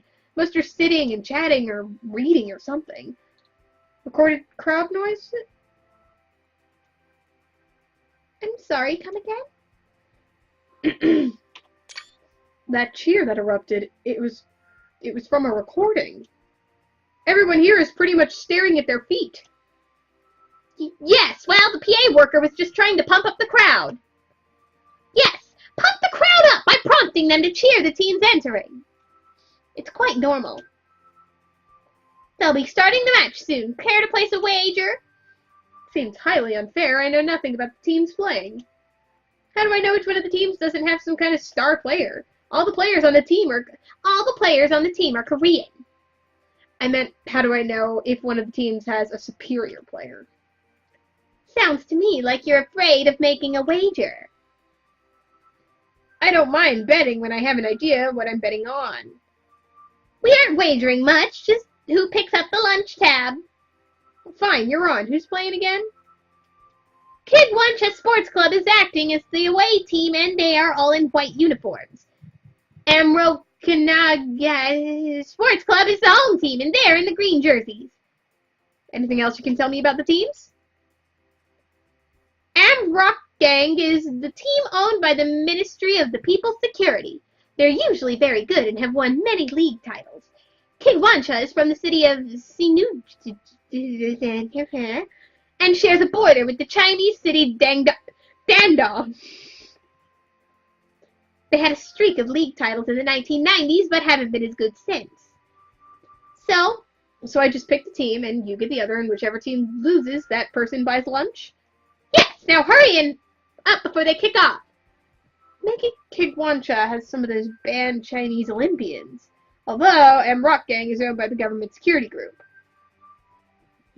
Alright guys, are we gonna bet on Kigwancha or Rock Gang? I'm so sorry again, I do not know the first fucking thing about Korean language or how to pronounce any of these. What do y'all think? Oh. How's it going, fellow audience members? Sup. Alright. Kigwancha? Alright, Kigwancha. I'll take the underdog and go with Kigwancha. They may not be owned by the government security group, but maybe they have some Chinese players hiding in the ranks. That is doubtful. If they were caught, the punishment would be severe. However, it's not unheard of for teams to sneak in other Asian players and pass them off for Korean. Well, I'm sticking with my decision. Kigwancha for the win. No, it's Kigwancha Sports Club, not for the win. What does that even mean? I've heard FC with team names, but not that. No, internet jargon, it's an abbreviation of for the win. Typical lazy Westerner. Why not just say for the win? It's only 3 little words. Just when I thought Westerners couldn't get any stranger. A loud whistle blows, signaling the start of the match. Both teams are pretty good, and the match goes along evenly at first. Kigwancha has a striker named Minji Woo who can really boot the ball. Surprisingly, when he scores a hard kick from just inside the penalty arc, Yunji goes nuts. I thought you were an April 25 fan. Why be so boisterous for Minji Woo? I appreciate his powerful kicks, but yes, April 25 is my team. Maybe he can join them next year. I believe he becomes a free agent after this season. I have to admit, it is pretty cool the way Yunji gets into the game. She's almost as rabid as any college football fan, cheering, screaming at the refs, throwing things at the field. By halftime, M-Rock Gang has tied the score on 1-up, and I think I've sweated off nearly half my weight in this jacket. I chug down my second water and wipe my brow. Still not enough. I'm melting like a chocolate bar in the middle of the desert. Just when I felt like passing out, Yunji hands me another bottle of water. You look like you need this more than I do. Yeah, at least you're not overheating. Thanks for looking out for me, though. Wait, why do you think I'm looking out for you? I just can't have you dying in the middle of the stands. It would cause an international incident. So I'm doing this for the glorious leader's sake, not yours, so stop talking about it already. Yunji always gets so defensive, but I smile at her anyway. The game resumes for the second half, and a few minutes later, Kid Wancho fights valiantly, but one of their midfielders draws a whistle that awards M-Rock Gang a penalty kick, which he converts easily. 15 minutes later, the match is over, with M-Rock Gang victorious at 2-1. It would appear a certain American owes their date a free lunch. Oh, no need to rub it in. I'll gladly pay my wager. Let's go. I'd like to see if we can get you a shirt before we eat. You look stupid hot over there. Oh, so now I'm stupid hot, eh? Shut up, okay? Stupid. Too easy to mess with. Come on, let's just go. We head out and meet the driver, and we're off to the International Hotel. It doesn't take too long to get there. There are barely any cars in the road. Once there, we head to the gift shop to poke around for a t-shirt. My wandering eyes notice a book display and can't resist heading to it. The small section has headers like a typical bookstore. Fiction, non-fiction, autobiography. Oh no. We're gonna find something. Glancing at the titles, they might as well be marked as propaganda. Sunrise Leader, From Poverty to People's Champion. Crush the Invaders, How Neoclassic Leader Destroyed the American Army. The Amorous Adventures of Liberator Leader. Yeah, let's go look for a t-shirt. There's a rack of shirts over here so we can start looking through them. I walk over to check out the selection. There isn't much to speak of. Most are plain and not my size. After a few minutes, I finally find a red shirt with the 4.25 white on it. It's actually a little big on me, but it's better than wearing a windbreaker. I guess this one'll work. Very nice. It's an official t-shirt of April 25. I approve. I purchase it for a relatively reasonable price, I think, and go change into it, wrapping my jacket around my waist by the sleeves. We then take the elevator through the revolving restaurant. I noticed that, for some reason, the buttons on the elevator skip from floor 4 to 6. Why does the elevator not have a button for floor 5? Unlucky number, so we skipped over it. That's a new one. I've heard of 13 being unlucky, but never 5. I'm not sure, but that is why there is no 5th floor. When we get to the floor with the revolving restaurant, we are immediately led to the table. The menu is fairly extensive, offering a variety of Korean dishes. What would you say I should order here? I recommend the Korean food. No need for sarcasm. I just meant that I wanted to know what's good on their menu. The cold buckwheat noodles are great. They come topped with vegetables, pork, and gochujang. The barbecued meats are usually good, but stay away from the dog meat. So that's not a myth, and dog is served in Korea? Meat is meat, be it from a cow, dog, or horse. And a person? The sanctions aren't that bad. I think I'll stick with the kimchi and the buckwheat noodles. As you wish. The waiter comes and takes our order. Yunji must be hungry, and she orders the barbecue chicken. What are you talking about? Dere. Yeah. I hope it's chicken anyway. Before our order arrives and we settle in to eat.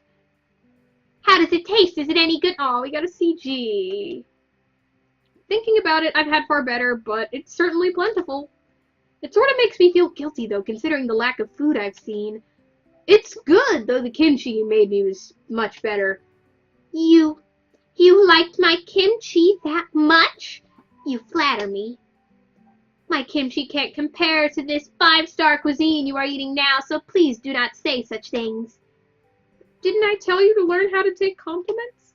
I'm sorry, I'm just, well, not used to people complimenting me. Lunch continues and we converse over a few different things. Once you get to know her, Yunji isn't so hard to talk with, though she still gets bashful at compliments. Before long, I noticed that we're stayed into the second game. I think we're missing the second game, Yunji. Not that I mind. Talking here with you is much more enjoyable than watching football. Let's head back then, so we don't miss April 25's game. Finishing up, we head back to the car and back to the stadium. We get there just as the second half starts, not that it matters. Pyongyang Sports Club is already up 6-0 by the time we find our seats again. With such a lopsided score, the refs seem to have swallowed their whistles and the game goes by faster with barely any stoppage time. In the end, Pyongyang SC beats Rimyongsu 9-0. As the teams leave the field, the PA guy gets on the horn with information. Please stay seated. In 10 minutes, we will have a performance by the #1 Korean idol, Park Rebu. Really? They managed to get her on schedule for this? This is wonderful! Is she that good? I've never heard of her. Her songs are all over true Korea, though we haven't really exposed her music to the West yet. I'm sure it's only a matter of time before she tops your musical videographic televisions. I don't have the heart to tell her how wrong that statement was. Oh, no! What you talking about, Twitch chat? Alright, I super actually have to leave now. I'm trying to break the habit of staying up. Oh, good night, Pimpo! Sleep well!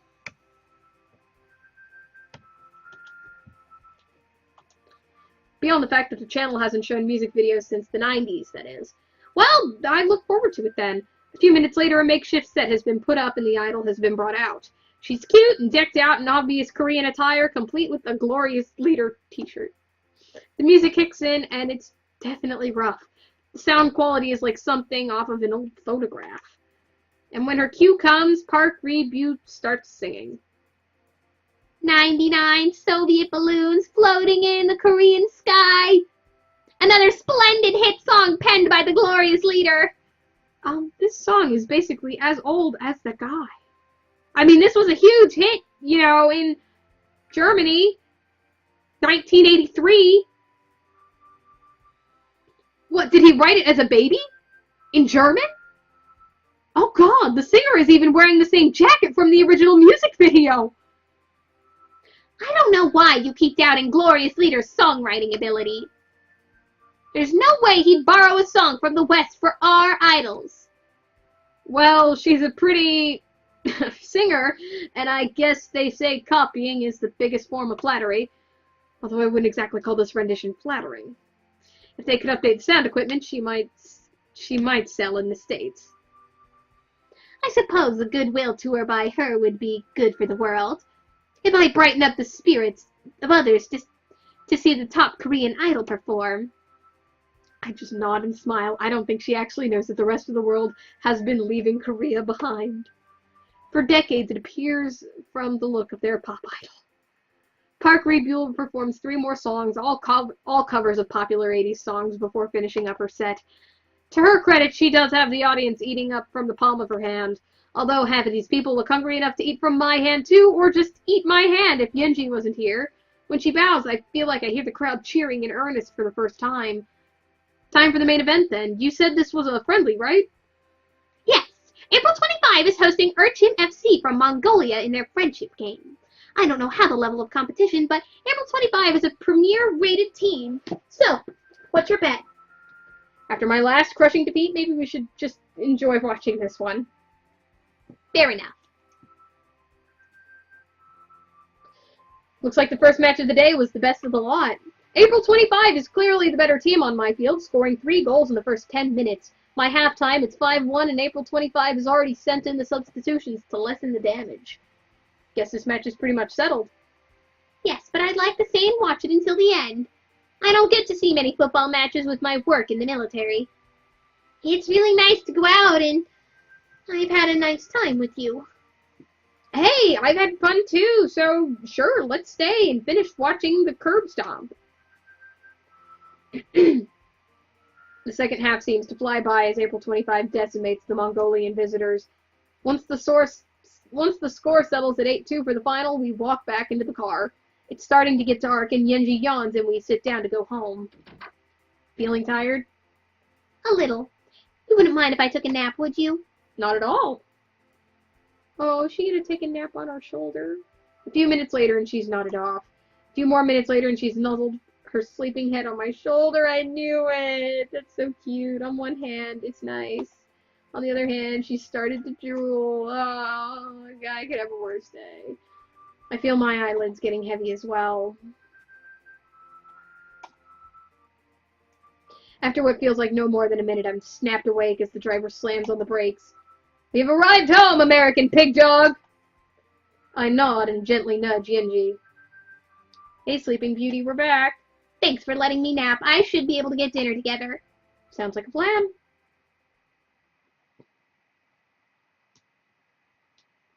It's been about an hour since we've arrived from our first date expedition in Korea.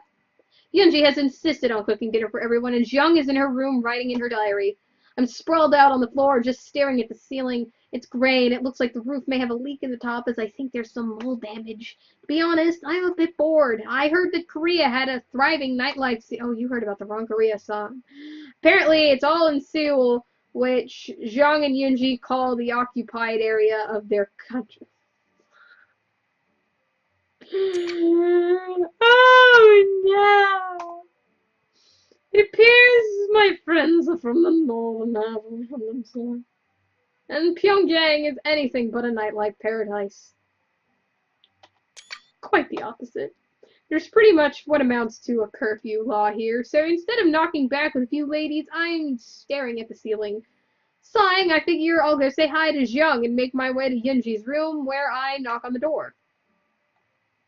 Hello, Jung. How's the writing? Not so bad. Just trying to keep track of your trip so I can reflect on it for years to come. Sounds nice. Can I take a look at it? Of course not. A woman's journal is sacred. No man should be looking at it. Journal is a pretty sophisticated name for a diary. I suppose so. I guess I just like the word better. Sounds like something an adult would keep, as opposed to a high school girl depicted as being over 18. It seems like an awfully specific example, but I think that's where you're going. So how can I help you? Well, I guess we're not allowed outside at night, being, well, Korea. So I was wondering what you and Yunji do for fun during those times. We read, or listen to the radio, picks each other's hair. Yeah, I guess I could let you mess with my hair, but I doubt you want me anywhere near yours. Why not? The only hairstyling experience I have is from the barracks, and by that I mean giving Sunday night high and tight cuts before Monday morning formation. So, got anything else in mind? We do have a couple of board games. Most are for 2 players, though.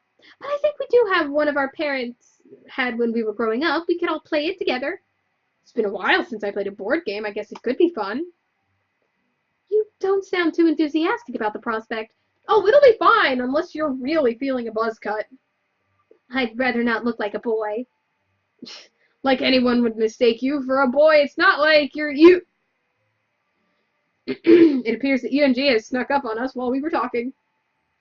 You better not finish that word. European pop stars. Ah. Kim Jong-un wanted to play a board game. But we only have one game that's made for more than 2 players. I know. Looks like it'll be time to break it out. First time in ages. I'm so excited. Well, the 2 of you seem pretty high on the idea. So what are we playing? You never said. We'll tell you later. Just go eat quickly so we can play. Oh dear. What are we playing? Yunji ushers us out to eat dinner. Mostly light fare tonight. Steamed rice with vegetables, along with the usual kimchi. Seems like I get kimchi with every meal. I may end up hating cabbage after this trip. We eat in a comfortable silence, and when we're finished, I help Yunji clean up while Xiang goes to fetch the game. While drying, I can hear Xiang humming from the other room as she sets up the game. She sounds pretty happy, and it makes me smile. I've got the board set up whenever you're both done in there. Dibs on the original leader token. You can't call dibs when we aren't also. Oh no, is this gonna be Monopoly? It's like calling shotgun before they even bring out all the weapons to. Oh no! That is not what calling shotgun means at all! Don't care, I called dibs. Fine. I swear, you're such a child at times. As if to emphasize Zhang's point, Yinji sticks out her tongue. I walk over and see what almost looks like a familiar game to me. The board and setup appear. Oh! The board and setup appear very much like Trumpopoly. I'm dead. I'm dead, and this game is what kills me. Trumpopoly. What do you guys think about Trumpopoly? This scene is great. Oh my god, the upcoming board get fucking okay, guys. We're about to play some motherfucking Trumpopoly.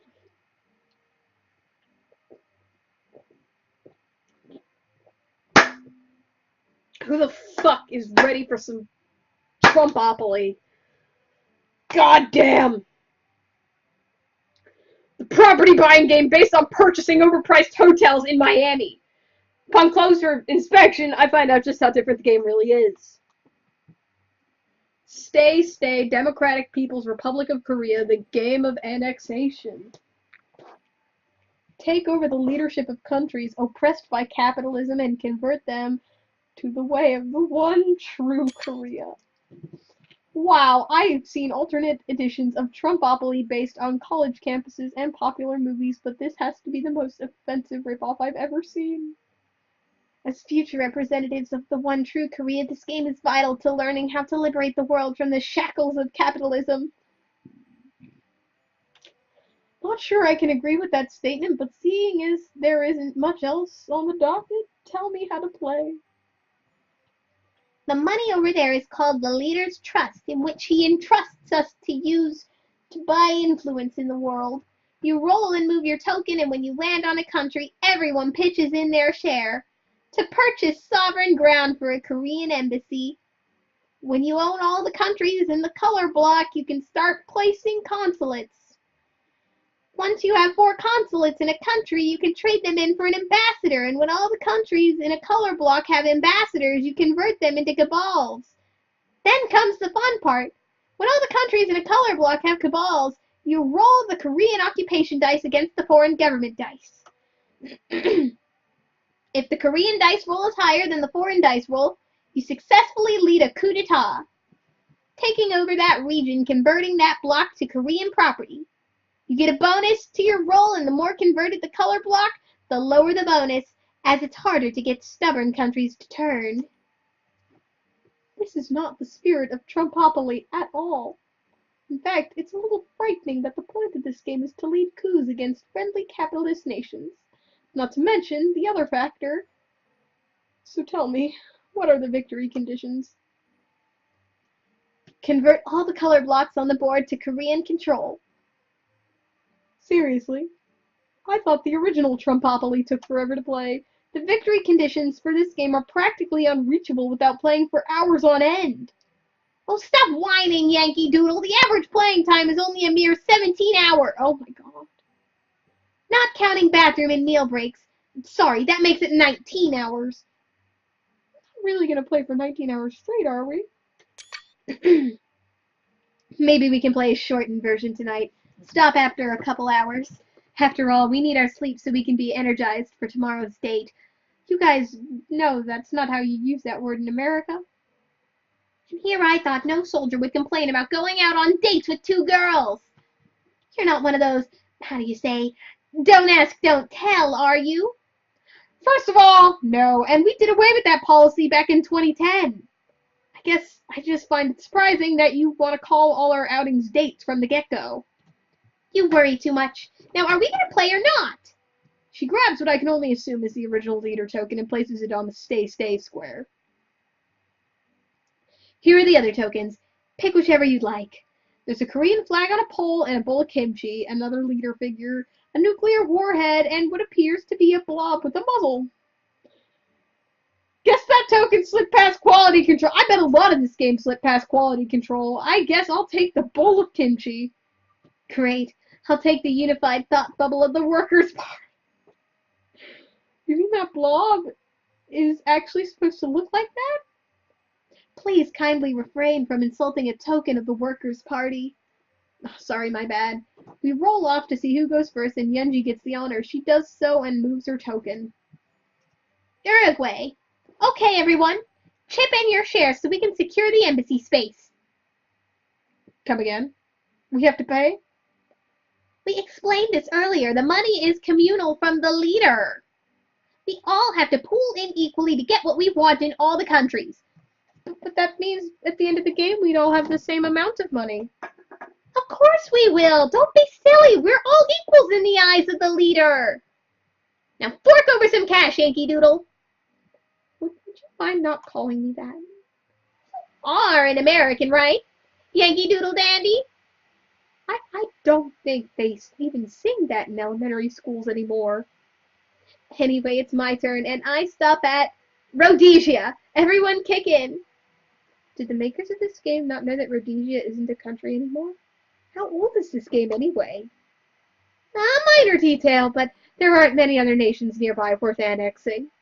It's your turn, by the way. Okay, I'm rolling. Common worker's chest. Oh, you get to pick a card from the red pile. Did I see chat talking? My board game is ready.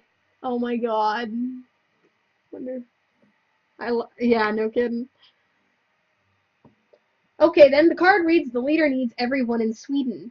Move all tokens to Sweden and pay double for anything purchased as compensation for leader's visit with the Swedish bikini team.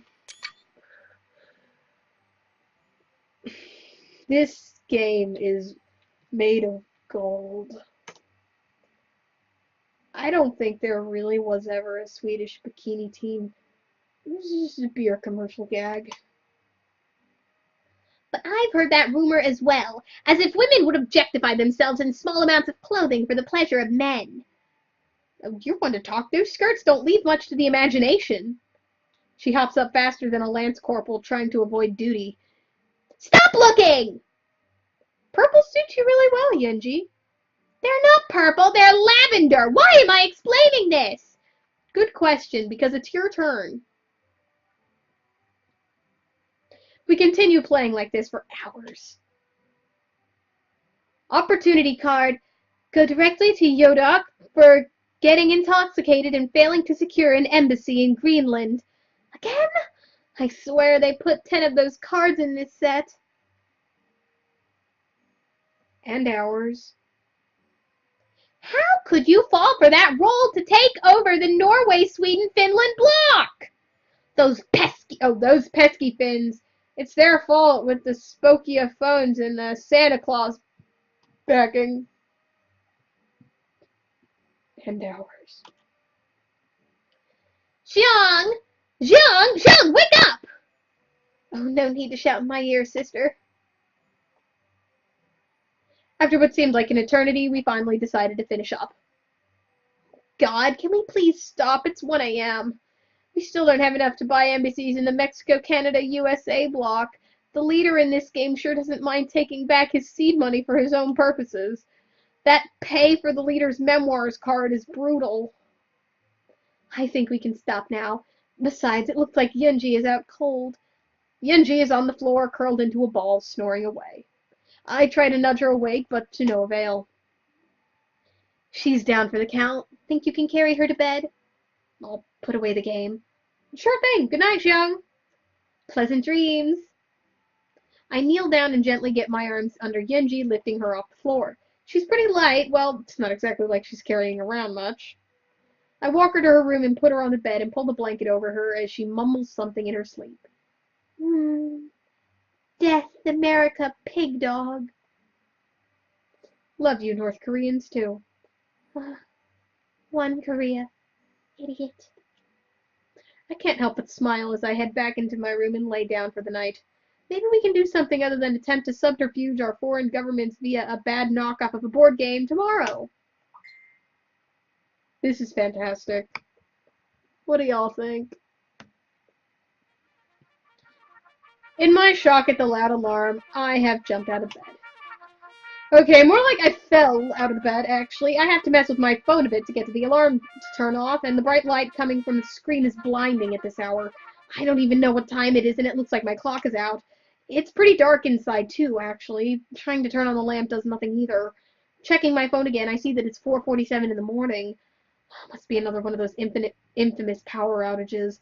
I sit back down on the bed and consider taking a shower to pass the time. However, I definitely can make out the water running in the background. Guess someone already beat me to it. Kicking back on the bed, I let my eyelids rest a bit and gather my thoughts about the day coming up. It's certainly been something it's certainly been something of an experience since I've arrived in Korea. I can't complain too much about the company, as the girls are both cute and fun in their own way, but their devotion to this glorious leader borders on creepy. Something is off about this country. Dangerously off. Well, goddamn, you don't say! You don't say, my son! You just now getting those vibes. At least I made raid on the Blab and got a free Korean lesson. Well, as free as 2 years of getting the shit chewed out of me in Monterey Bay can be. I just never thought I'd be in the country and on vacation at that. Either way, I need to stay focused and watch what I say. People here have given me death glares whenever I'm out. Whoa, I dozed off for a second there. I wonder what time it is. It's quiet. I guess the shower is free. I strip down into my silkies, grab a towel from my travel bag, and tiptoe over to the bathroom. If someone is still asleep, I'd hate to wake them up. Especially if it's Yoonji. I can almost feel her fist in my gut just thinking about it. Once I step in the bathroom, I can smell the sweet scent of shampoo and feel the warm, humid air wash over me. I take a few seconds to feel around for a light switch. No effect. Guess the power is still out. I drop my silkies and toss the towel over. Oh no, someone's going to be in the shower. I can feel it. Someone's going to be in the shower. Taking one more shot at it, I rock the light switch back a few more times. The low hum of power courses through the old wiring in the rooms as I am blinded by the whole room lighting up. Ah! Yep, someone was in here. I panic at the sound of someone shouting and flail my arms before my hands lay. Oh no! What? After a few moments, I regain my vision. Oh shit. Hello, darkness, my old friend. Ah ha ha ha ha. I knew it. I knew it. I would say good morning, but it seems like you've already had one. What? She gestures down toward the silkies around my ankles and my hand on her chest. Oh, shit! I yank them back up around my waist. Yoonji is asleep. Let's just pretend this didn't happen. It was an accident! Mistake! I'll only be a few more minutes. You can use the shower when I'm done. Oh god, this is awkward. Sorry, I'll knock next time. It's okay. Just let's keep this between you and me for now. Sure thing. Xiong doesn't bother to explain anything as she skips out of the bathroom and over to Yinji's bedroom. However, she does glance back at me more than once. I'm just glad I didn't get slugged there, but that comment just now? Something seemed off, and I wish I knew what was going on. Well, nothing to be done about it now. I hop in the shower and draw the curtain. By the way, I used all of the... Ah! Hot water. Xiong giggles and ducks back into the room again. She could have warned me a bit earlier. Guess that's a fair bit of revenge. Working quickly, I grab the soap and wash up and head back to the bedroom to change. After pulling on my shirt, I notice my walkie-talkie with a keypad flashing. Looks like I have a text message from Xiong. Breakfast is ready, Romeo. Guess I'll text back. Thanks, I'll be right over. God, I hate hitting the number keys over and over to get a letter. How did they ever survive texting in the 90s? My fingers are already cramping. Oh, what I wouldn't give for autocorrect. Well, that response was fast. And you're going to teach Yoonji proper English? Maybe I'd better just get to breakfast. I hear the girls giggling in the other room anyway. Nice to see you getting your ha-has in at my expense. I thought all Americans were proficient in cutting-edge technology, yet you cannot work texting functions on a modern cell phone. The phone you gave me, as well as the ones you have, are not on the cutting edge. They're dinosaurs from the 90s. Only old people use these models anymore. I'm guessing you've never got to see the phone that was confiscated from me, did you? Not really, no. But I'm certain it wasn't anything close to what you're using now. If only she knew how right she was, while still being incorrect. That reminds me, I have to charge my phone for the day. I'll be right back. Anyway, Anyway, I'm not used to the type of phone you gave me, so don't take that as an indication of my English skills. Yunji whips out her phone and taps on the keys like lightning. If you say so. Yunji sticks her tongue out at me. Thanks for the sport. Xiang pokes her head back in. I'm sorry, did I interrupt the lovers' quarrel? Like I'd ever be with... Oh, be a bit more cheerful, sister. Xiang smiles brightly. Well, aren't you a basket of sunshine today? Get good news? It hit me by surprise, one would say. I avert my eyes as she says this, but I catch her blush as she says this. Huh, let's eat. I made eggs and toast. Boiled eggs and toast? That sounds pleasantly different. Well, I wanted to try a more traditional American breakfast. Don't think too much about it. It was just something I wanted to try. You've never had boiled eggs and toast before? Well, typically it's boiled rice and kimchi. When it's not rice and kimchi? Lunch is boiled noodles and kimchi. Somehow I think you're missing the point. And what do you eat in your oh-so-glorious army? In boot camp, it's like, I don't want to talk about it. I'll take you at your word. Anyway, let's eat. We sit down and Yunji serves up boiled eggs and toast, as well as some rice and beans. Simple fare, but it's all been prepared rather well. Of course, I can help clean up afterwards, and it seems like the girls are used to that now, and they don't complain. Once done, they approach me with their map again. So, what date routine are we going to today? The way you say that makes it sound like this whole thing has been scripted. Not at all! Now hurry up and decide so we can get ready. Ma'am, yes ma'am. She groans as I salute her while saying this. Well, it's time to look at the map and click a place to go. Alright, well, today let's go somewhere with not Yunji. What do you say, Twitch chat? Do you have anywhere in particular you want to go? I made phone calls back then, even texting no. Beach? Okay, we want to go to the beach? Well, the beach is either going to be Kaesong or Munsundae. Munsundae looks like it has a little heart with people on it, so I'm guessing that might be the beach. PPG is a good Zheng route. Is it? Okay, cool. PPG it is. The area marked Rungna PPG here on this long island in the Taedong River. That seems like it has promise. Or that one that said bikinis by it. Oh, there was one that said bikini. I didn't even see that. We'll do that one next, I promise.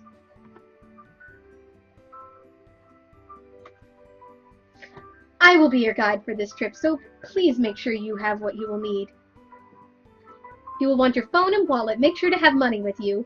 Also, something you don't mind getting wet would be advised.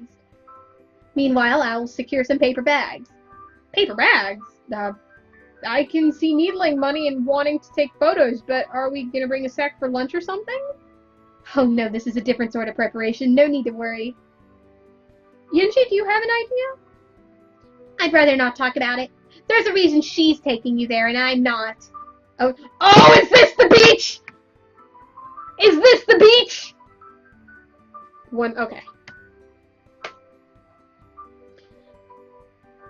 Do all Western people worry as much about something so inconsequential as a paper bag? I'm not worried. It just seems to be... well, just don't give me a black bag at least. Anyway, I'm gonna get ready. You sure you don't want to come? I could not, even if I wanted to. The highest of leaders might need one of us, so I must stay behind. You go have fun with Jiang. Maybe we can go somewhere tomorrow. Okay then, I'd best not keep Jiang waiting. I'm already dressed and I've confirmed with the girls that what I'm wearing is appropriate for our destination, and that it only has a very slight chance of offending any sensitivities of the glorious leader. He's pretty uptight for a guy who loves American basketball. Jiang said something that I don't mind getting wet. Did she mean a swimsuit? Hell, I didn't think to pack a swimsuit. I guess I can toss a pair of silkies in my bag. After gathering the obsolete piece of plastic called my new phone and my wallet, I head out to meet Jiang. We're going in the same car we arrived in yesterday with the same driver.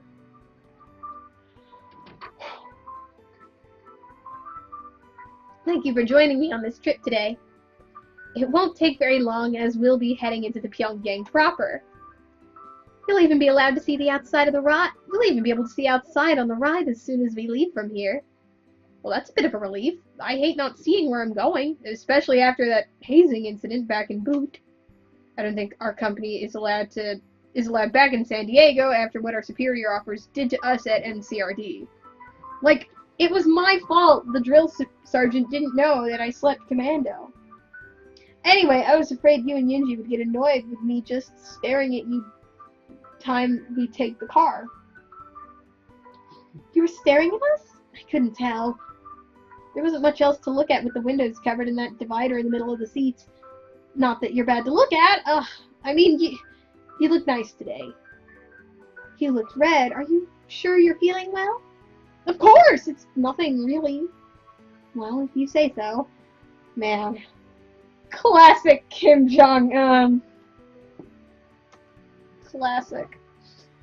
She totally knows I'm checking her out now. Oh no, this is not a date. Don't get all psyched out.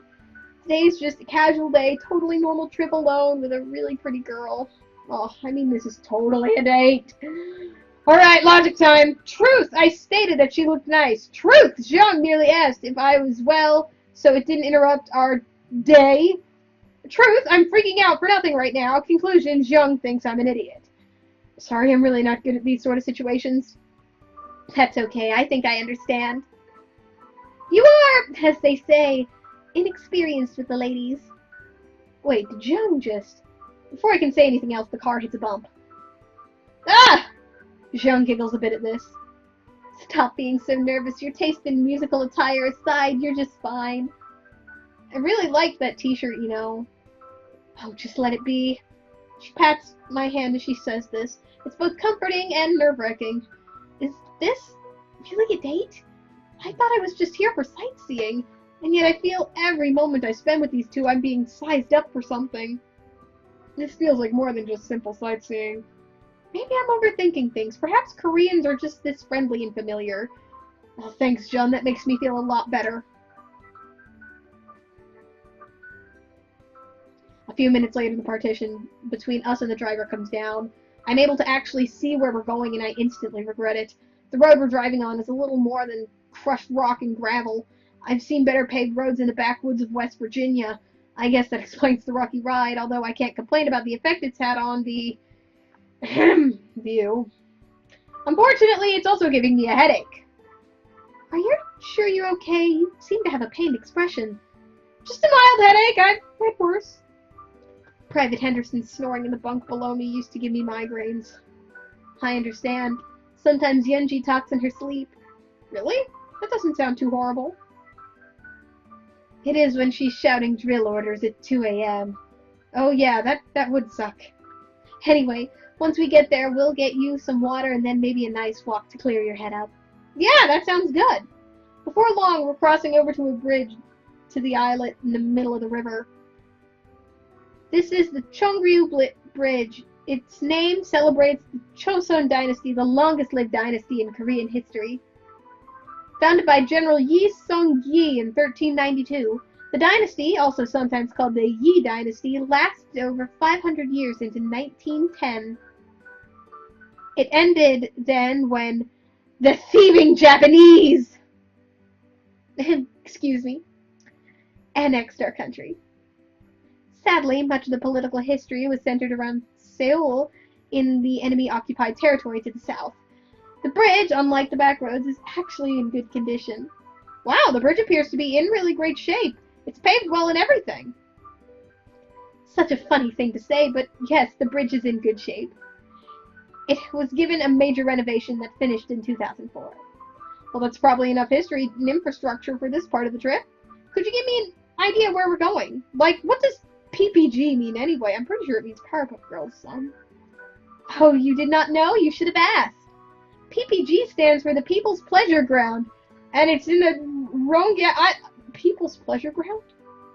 Pardon me? It's an amusement park with a pool, water rides, mini golf, and dolphin shows. Oh my god, we're going to an amusement park! Awesome! I've spent some time on the Jersey Shore boardwalks, so I'm pretty good at mini golf, and dolphins are always fun to watch. I'm glad you're looking forward to this visit then.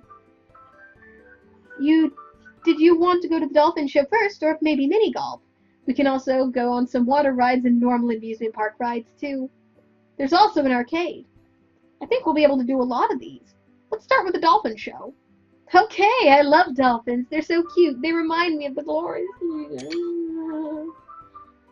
Okay, let's go to the show then. Oh dear. We step out of the car and Jiang leads us to a rather modern-looking aquatic building. It reminds me a lot of Sea Planet back home at the States. I love these names, like General America and Sea Planet. I appreciate the hell out of that. It appears Jiang wants a close-up view of the action, and she takes my hand and leads to the very front row. You do know that by sitting here, we're almost guaranteed to get splashed on repeatedly, right? Of course! We're lucky it's not too crowded today. Sitting up front is refreshing and can actually come close to having a second bath if the dolphins are lively enough. It's then that I recall Yenji's jibe at me about using the water ration this morning. Well, damn it, now I just feel guilty. There's gotta be a better way of getting a bath than this. Well, we can go swimming in the pools. I think they changed the chlorine recently. So that would have the added bonus of getting some disinfectant on any small cuts we have. Oh no. Well, of course, because swimming is clearly an essential function of proper wound hygiene. Now you're just being mean. Jiang frowns and turns her attention to the water awaiting the show. I think I may have teased just a little too hard there. Maybe I should try and smooth things over. Oh! Oh! Alright, Twitch. Are we going to apologize? Or are we going to tickle her? Please. Guide my hands. Naughty, naughty, naughty. Tickle fight? Alright, we them tickle fight, boys.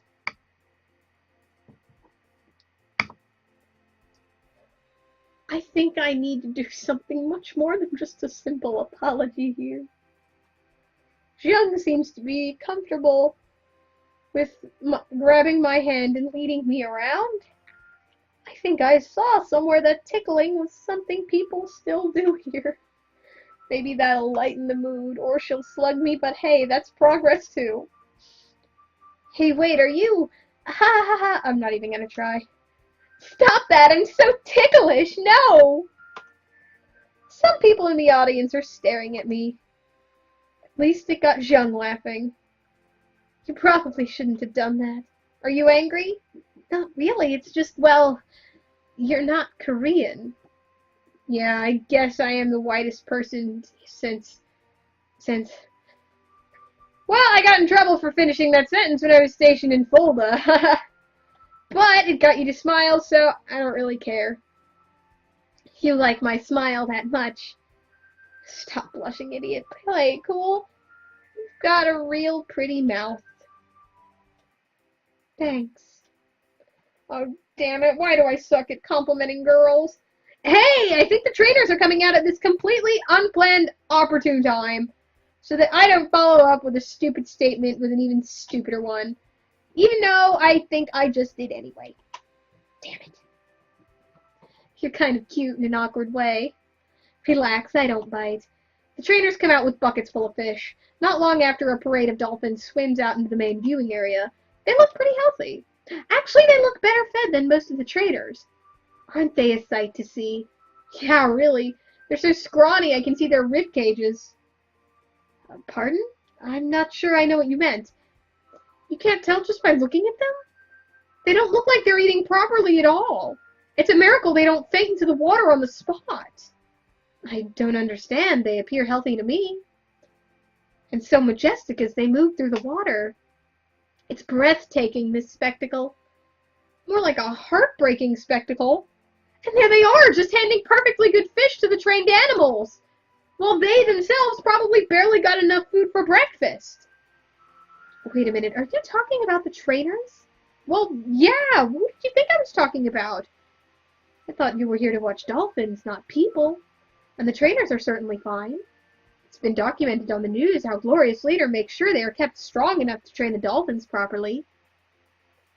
Far be it for me to argue with your leader. Glorious Leader. You're glorious leader, but I seriously think the trainers aren't getting proper nutrition. Hey, that dolphin is about to jump through 5 hoops. She diverts my attention elsewhere. Maybe it's for the best. Her devotion to this glorious leader seems to border on fanatical at times. I should probably be careful when talking about him. Wonderful, it just cleared all 5 hoops and barely made a splash. Yeah, that was an Olympian-level entry made there. I wish I could make such little splashes when I dive. Yunji has no problem making hardly any splash. I never realized you were a diver. Oh, yes, I was trained in both diving and gymnastics at a young age. I was really good at gymnastics. I was great at the floor routine. But around the time of my 15th birthday, my coach handed me a hoop ball and a ribbon. Then she directed me to the rhythmic gymnastics coach. I asked her why, and she only muttered something about tracks of the land and pushed me along. I never really understood that. Well, damn it, I know exactly what her coach meant by that. I really hope she doesn't notice the goofy grin on my face. Don't look! Oh, her coach was definitely right. What's so funny? Do you understand what she meant? Oh, shit, she saw. Well, yeah, I sort of do. It comes from an old British comedy movie. A medieval father is trying to arrange a marriage for his son with a girl. As part of her positives, he tells his son she has huge... Well, you know. I don't understand. It's a polite way of saying a girl is blessed with excessive charms. No, I still don't understand. It means you got bigger. Are you saying my coach sent me to rhythmic gymnastics because I got fat? No, not that. Oh, thank goodness. You don't look like Yinji anymore. Xiang starts to laugh. It's a relief, I hope. She sent me to the rhythmic gymnastics because I filled out. Haha. Well, yeah, haven't you noticed that China keeps getting in trouble for trying to enter their 12-year-olds? Which is why our glorious nation won every gold last summer, and China only went home with silvers. That's what they say, don't they? All this time I thought she hated me. But it was my body that robbed me of my chance to be on the Olympic gymnastic team. And she was trying to spare me my feelings. Why was I cursed with these curves? I wouldn't call them a curse per se. And why is that? In case you haven't noticed, pretty much every guy here has looked at you on your way since we sat down. Really, every man in the building, including you. Even me. Oh, wait, did I just say that? Hey, look, dolphin basketball. Where? That worked, surprisingly, as she turns her attention back to the pool. What a stupid fool I am. I've only spent roughly 24 hours with this girl, and I'm dragging my tongue. It wouldn't be so bad if I didn't sound like such a tool. I think the slam dunk spectacular segment ends the show. Maybe we should go get something to drink and figure out what to do next. Just as I'm about to say something, a big splash of water comes up from the pool and completely drenches me with chung. Whoa! Big F from Kim Dolphin! Big air from Kim Dolphin, resulting in a huge splash.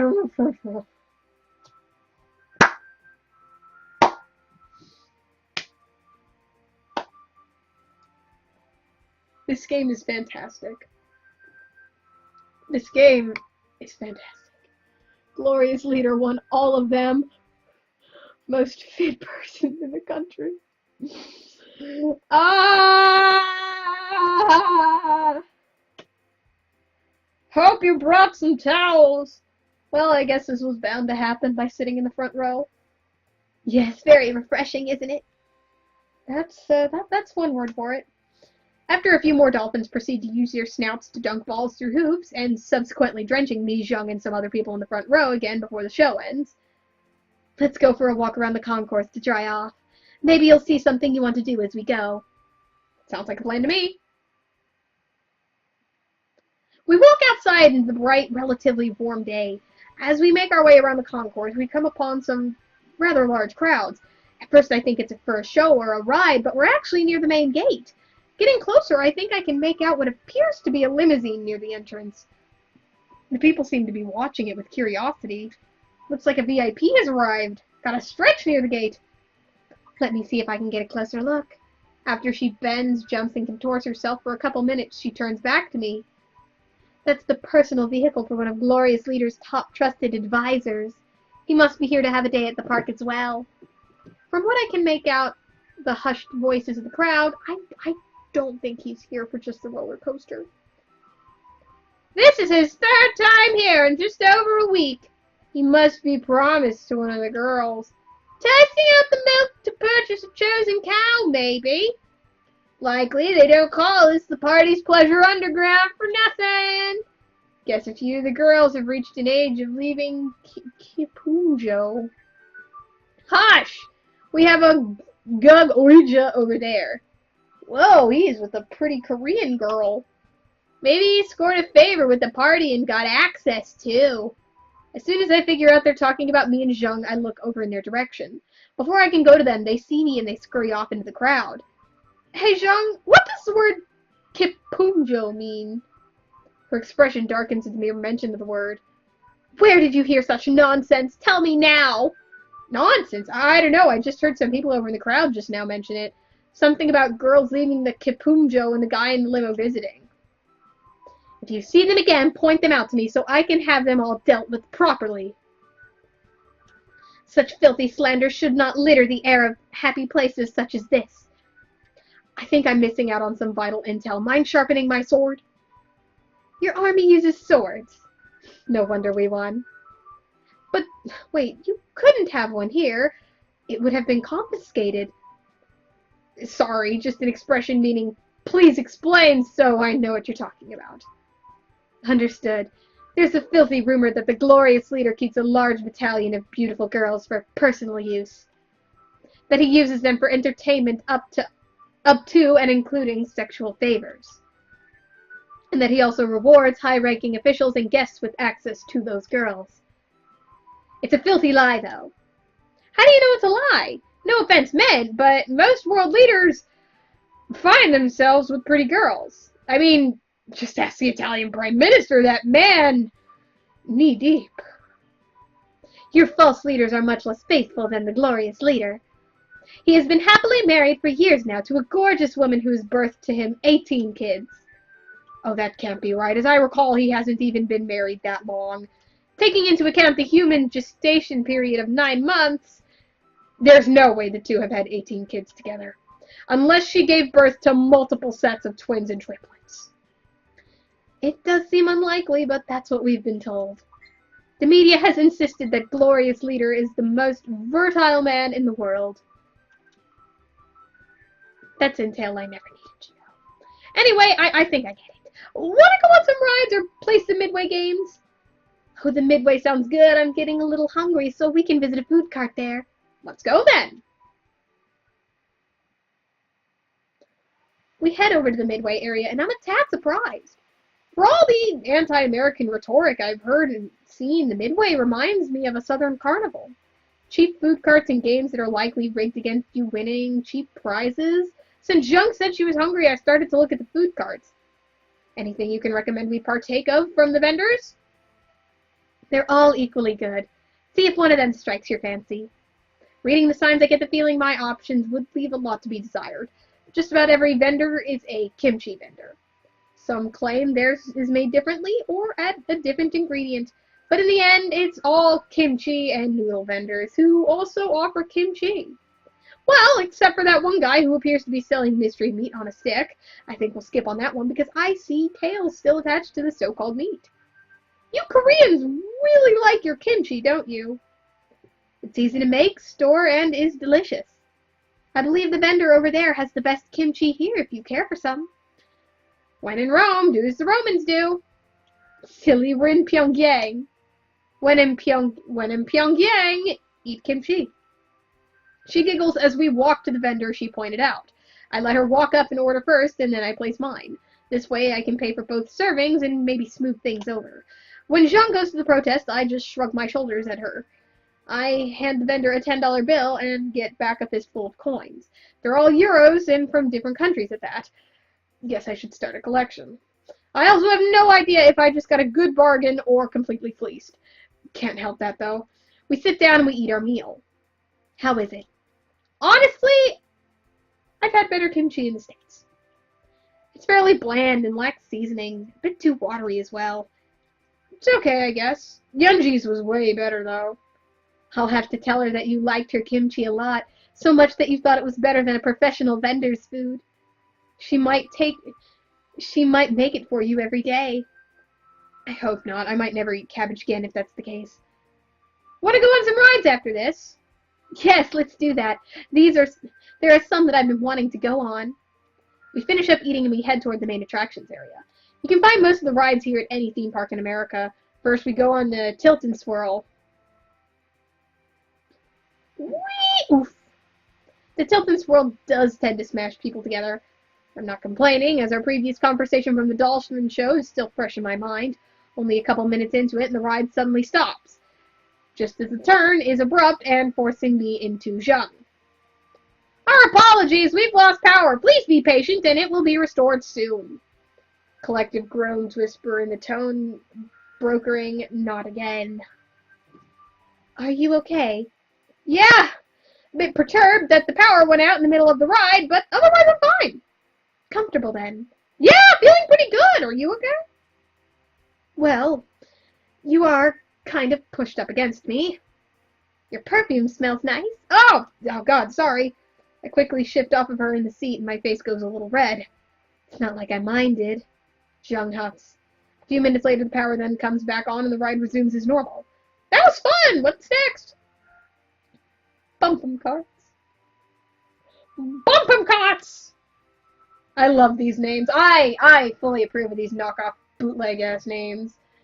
On the Bump'em carts, Zheng is really coming after me. My cart seems to be slower compared to hers. Just after she gives me my cart a gruesome head-on collision, the ride stops. We offer our apologies. The power has gone out. Please bear with us. Does this happen often, Zheng? Just occasionally. And yet, on the swirling swings. We're most sorry. The power has gone out. Please bear with us. On the super swing pods. Apologies. We've temporarily lost power. Please bear with us. In the men's bathroom. Our sincerest apologies. The power has gone out. Please bear with us. Not the brightest crayon in the box, but I can sense a pattern when it's pounded into my head. Are you ready for the roller coaster? I have the paper bag ready.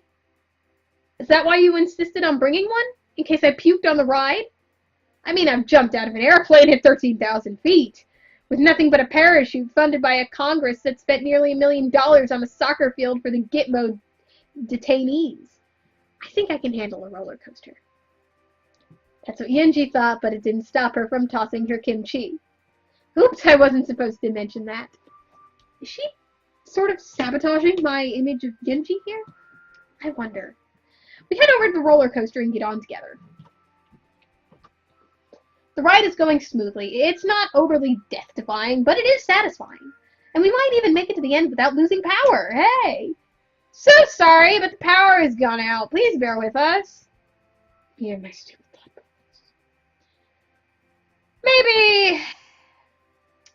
Maybe we should do something else for a bit, Zheng. I think I'd like to do something that the electricity can't interrupt. We are at about the hottest part of the day. We could go swimming. Sure, why not? I didn't bring a swimsuit, but I did bring my silkies. I put our bag with the clothing in a locker on the way in. We can grab it and get changed by the pool. Beach episode! We grab the bag and head over to the pool. Surprisingly, it's not overly crowded. Zhang heads over to the women's washroom to change as I head over to the head. As I walk in, a couple men turn around, and once they see me, their faces look like they've seen a ghost. I guess I really do stand out here. Good afternoon, gentlemen! Nice day for a swim, right? Yes. If you say so. Hope you don't mind, but I'm gonna get changed here. Alright. As soon as I start taking off my clothes, the two guys run off. It's almost as if they were scared of me or something. I finish changing and head back to the pool. Zhang's already waiting. Oh, yes, this is what we're here for. I don't know what to say. Do I have a sunburn or something? Do I look okay? You look amazing.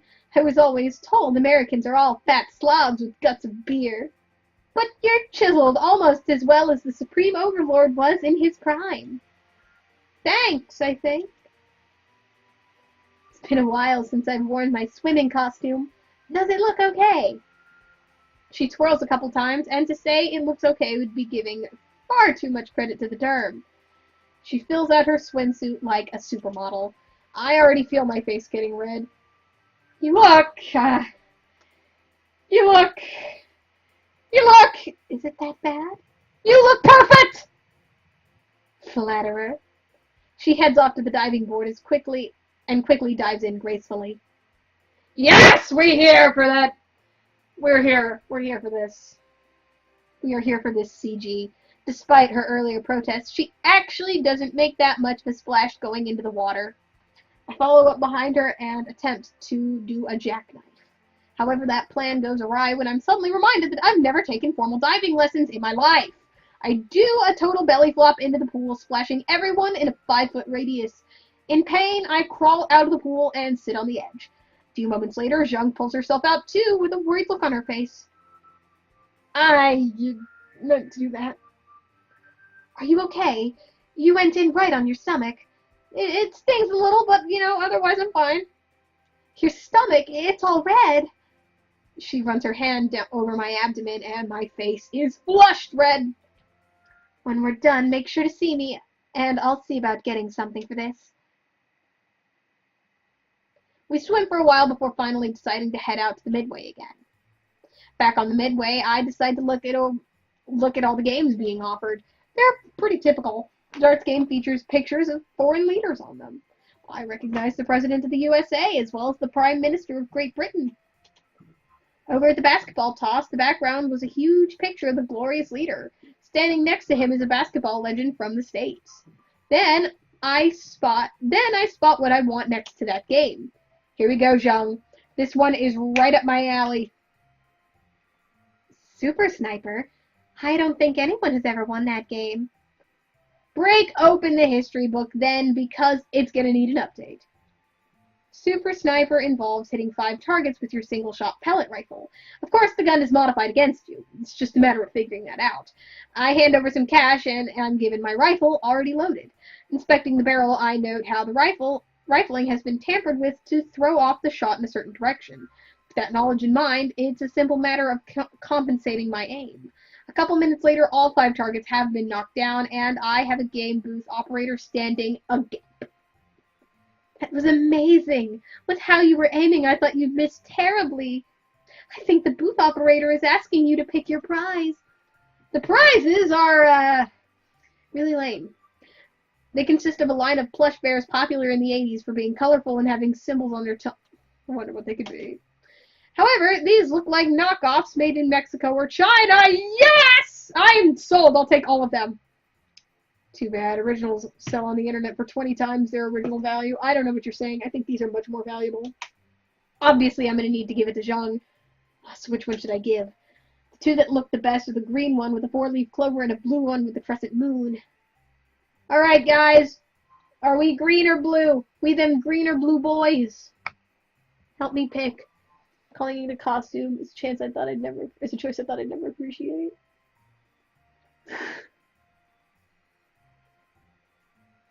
Care Bear countdown. Yeah. Alright. Any suggestions, guys? Moonshine. Alright, Moonshine Bear. I'd like the blue bear with the moon, please. The booth operator, still looking like he's seen the most amazing thing ever, hands me the bear. I turn over immediately and give it to Zheng. She squeals in delight and hugs me, which is completely unexpected but totally nice. So thoughtful. How did you know this would be the one I'd want most? What can we say? Twitch chat just knows, babe! Twitch chat just knows! You seem like the type who likes the night, I guess. My name means quiet or still, much like the night. Thank you so much. I will cherish this plush bear for the rest of my life. She looks around nervously and then gives me a peck on the cheek. Oh, yes! You're so cute when you're blushing. Come on, let's play some more games. Yes. We roam the midway, playing some games here and there. However, I only know how to get the upper hand in the shooting game. And for some reason, it closed as soon as we left, and I haven't seen the operator since. It's starting to get late, and Zheng looks tired. Are you ready to head back yet? Almost. There's still one more ride I'd like to go on. We're going on the Ferris wheel, aren't we? She points in the direction of the Ferris wheel! Hell yeah, the Ferris wheel. Okay, why not? And it's gonna lose power, and it's gonna be fucking great. I like the view of the city from the top. Good thing then, bitch, because we about to lose so much power. We gather our things and go to the Ferris wheel. While it appears to go on pretty high, the cabins aren't very big. There's barely enough room for 2 people in the cabin we've gotten into. Sitting across from each other, the ride slowly goes up and around. If I was a betting man, I'd place a wager on the over/under for revolutions before the power goes out. So sorry, but the power has gone out. Please bear with us. 2 revolutions. If only Vegas had a spread for power outages on Korean amusement parks. It had stopped almost at the apex as well. Zheng is looking out at the city. She has a sleepy look in her eye. Hey, if you're tired, you can come rest on my shoulder. I don't mind. Where would I sit? The seats are far too small. On my lap, I guess. I mean, only if you're okay with that. Well, I could use a little nap. Oh, yeah. Oh, we did it. We won.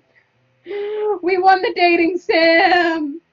She makes her way over and sits upon my lap, placing her head against my chest. She's rather light for someone so blessed. I had a really nice time today. Thanks for coming out here. I had a great time too. Go ahead and rest up a little, though. She's already napping as soon as I finish that sentence. About 10 minutes later, the ride finally starts up again, and we are allowed off.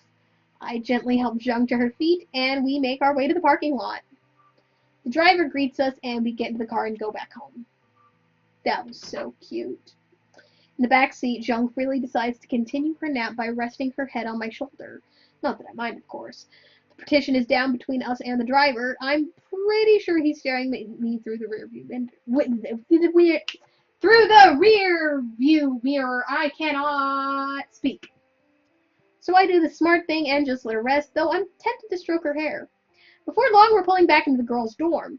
Zheng, we're at your place, ready to go in? I bet Yunji has dinner waiting for us and wants to hear how the day went. Okay, let's go in. I help her get out of the car, and we make our way back into the house. I can't help but think that this was a pretty good day, and we walk back into the front door. Welcome home, you two. Thanks, Yunji.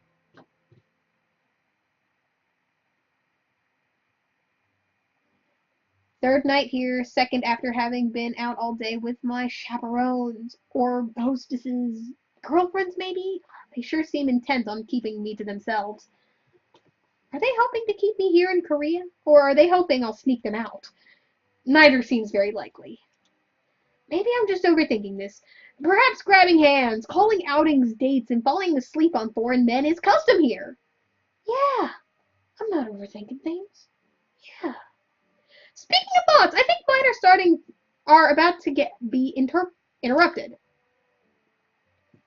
Is our living room floor more comfortable than my bed? Loaded question, but I assume you meant it as an innocent one. Well, maybe not. I came by to see if you were busy this evening. Seeing as how the Pyongyang nightlife involves explaining to soldiers what I'm doing out on the streets at night without getting killed or arrested, I'd say my agenda's pretty clear. It's not always like this. I'm sure at some point we can go into the evening. I hope so. Anyway, did you have something in mind for this evening? Yes, I was hoping you'd help Yenji with her English tonight. She really needs as much help as possible, and for some reason she doesn't do well learning under my guidance. I think maybe having a cute American man might help her. Not sure what being cute has to do with it, but I'm glad to hear I'm not the ugly American. Well, Yenji is taking a liking to you. She's just never been good with her feelings. Well, color me 50 Shades of Not Surprised. When she was 13, a boy who had a crush on Yenji actually got the nerve to confess to her. She actually liked him as well. So they dated? Well, no, she didn't know how to handle this sudden confession, and she ended up shooting him with a pellet gun. A pellet gun? Why the hell did she have one on her in the first place? I mean, do kids here just carry those to class? We prefer our students to carry 9mm compacts. He confessed to her at a small arms practice range. You sure he was in love and not depressed? Because that seems like a suicide attempt that was made there. Oh, don't be mean. My sister has her faults, but can be sweet, and is certainly not the benefit of womanly charms. I suppose that's true. She's cute in her own way. Anyway, I was wondering if you'd like to help her with her English after dinner. I have everything you need ready. Fair enough, I did promise to help her after all. Anyway, maybe I'll finally get some respect as her teacher. You probably shouldn't put all your hopes in one basket for that idea. I'm not sure how, but I think you mixed up two old sayings and actually made a pretty decent new one after that. Beginner's luck. Probably. Still, it was kind of cute. Easy there, you're supposed to be flirting with Yenji tonight. I thought I was teaching her, not flirting with her. There's a difference. Oh, a pretty clear one. Yeah, there is.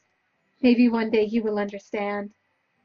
Don't go putting all your hopes in one basket. So mean. I'll have Yenji waiting and ready after dinner with your tutoring. She walks into the room she's sharing with Yenji, but I'm pretty sure I saw her turn back and wink at me. Teaching Yenji English. This should be interesting. What do you think, Twitch chat? Getting all the smoochins.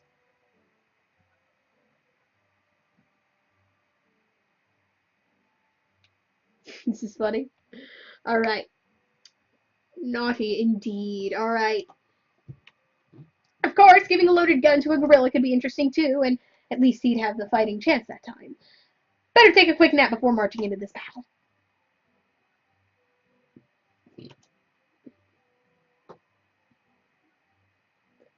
Thanks for the meal, Yenji. Again, you've outdone yourself. That is the best meal I've had in Korea yet. Oh, Yenji actually looks pretty cute when she's not in her uniform. Well, of course. I've been trained in the culinary arts, so it's the least I can do. Think nothing of it. Look at you getting all bashful with the Americans' praise. Yenji's cheeks glow red. It's pretty cute. I may have to praise her more if it gets the reaction it gets. I am not. He took me by surprise with his compliments, that's all. You're such a terrible liar. Can I ask you a favor, Kim Jong-un? She winks, obviously. Of course! You have been such gracious hostesses. What can I do? Can you clean up the table and wash the dishes tonight while I prepare Yenji for your event this evening? I'd hardly call what we're doing an event, but yeah, sure, I'd be happy to help. What's going on? What do you think you're preparing me for? You're going to spend some one-on-one time alone in your bedroom with our guest. What? I'm not ready for that sort of thing.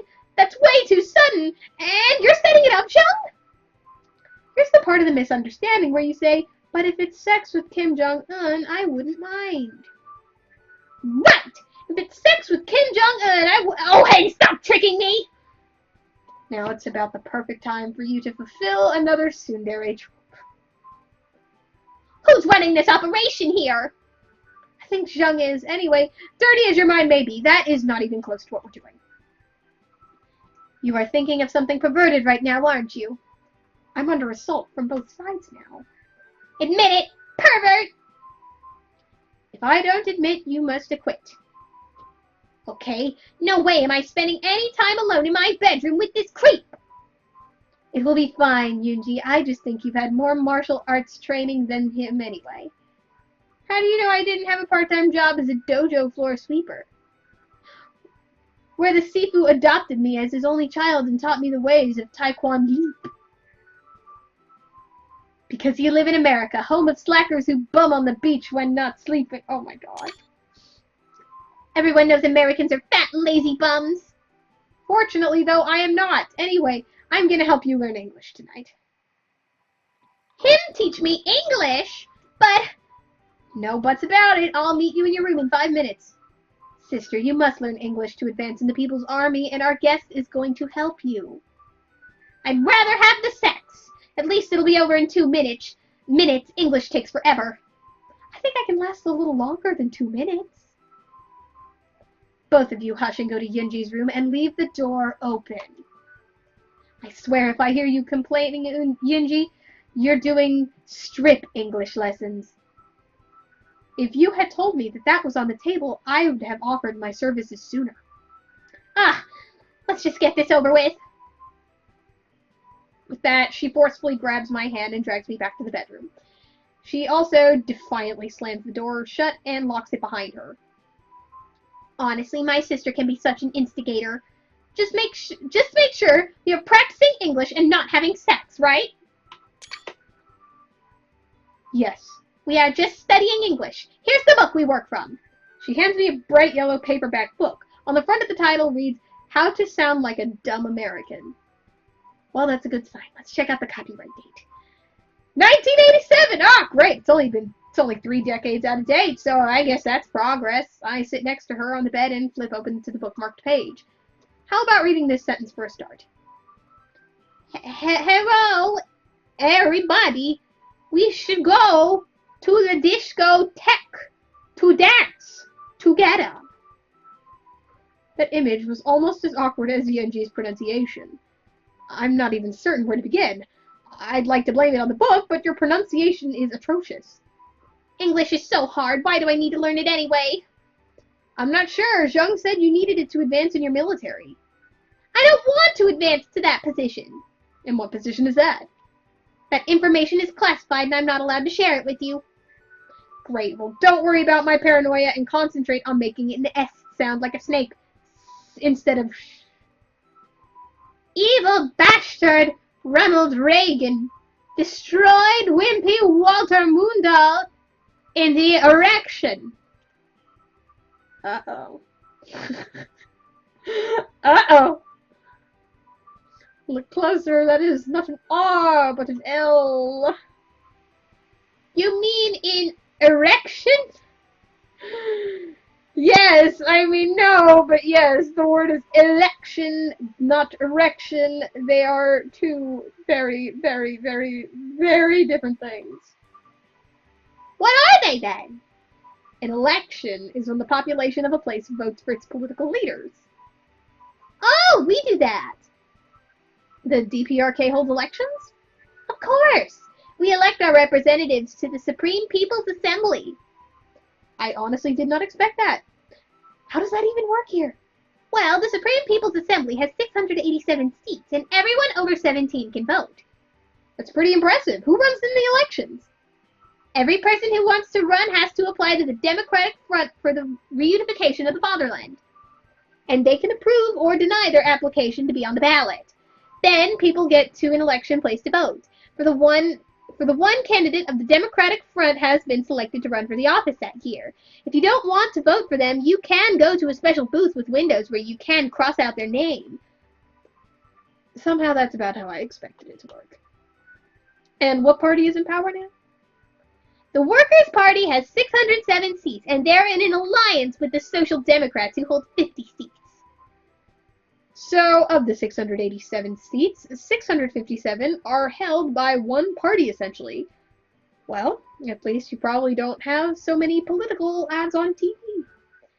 Anyway, you never answered my question. What is an erection? You know, why don't you ask your sister that? You said you would teach me English. Tell me. I really do not think I should. Tell me now. It's like God. Something people have. Sometimes you cannot get one. Why not? It just doesn't work that way.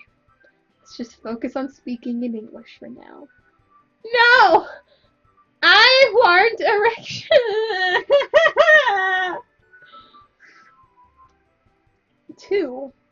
Are you being a bad influence, King Jong-un? Well, Kim Jong-un, are you a bad influence? Are you? No, you cannot have one! Wait, Jung, were you spying on us? Absolutely not. You two are a riot. If you have enough time to listen in on us, then you have enough time to help me train her in English. You'd like that, wouldn't you? Considering Yunji needs all the help she can get, yes, actually, I would. Oh, not really. It's okay. Just stop and go to bed.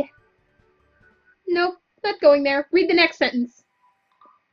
There is only one true Korea. We must crunch the occupiers. I don't think any American would say such a thing. Our leader is Wakula than the Kim Jong-un.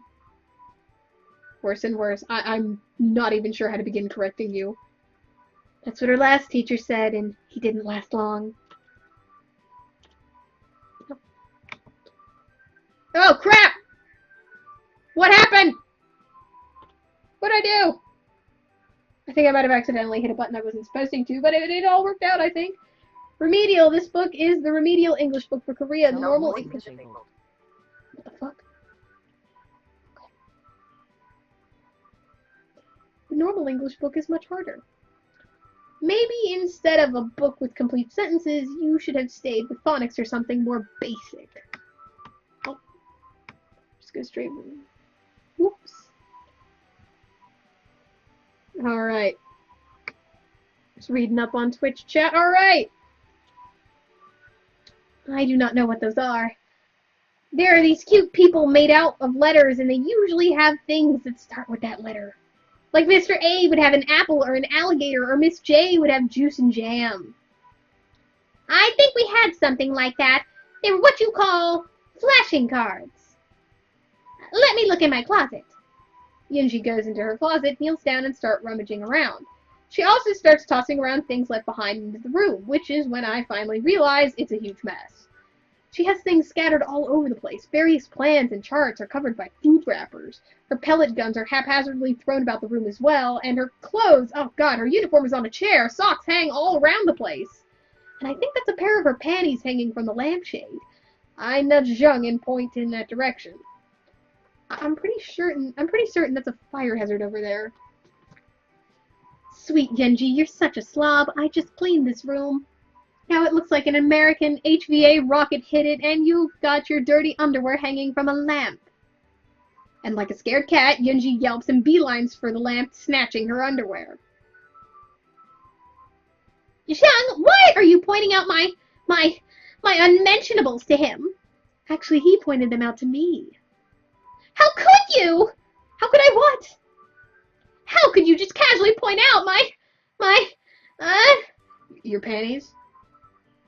It just rolls off your tongue, doesn't it? Aren't you embarrassed to say that word? Or to see a pair of them out in the open? Have you no shame? Just about everyone wears underwear or panties. I think the British call them pants, which causes confusion with us Americans. But it's a dirty word. No, not really. Some people feel uncomfortable saying it, but it's not a curse word or anything. I told you so, sister. I don't believe you both. Neither of you have any shame at all. Because of our ability to say the word panties.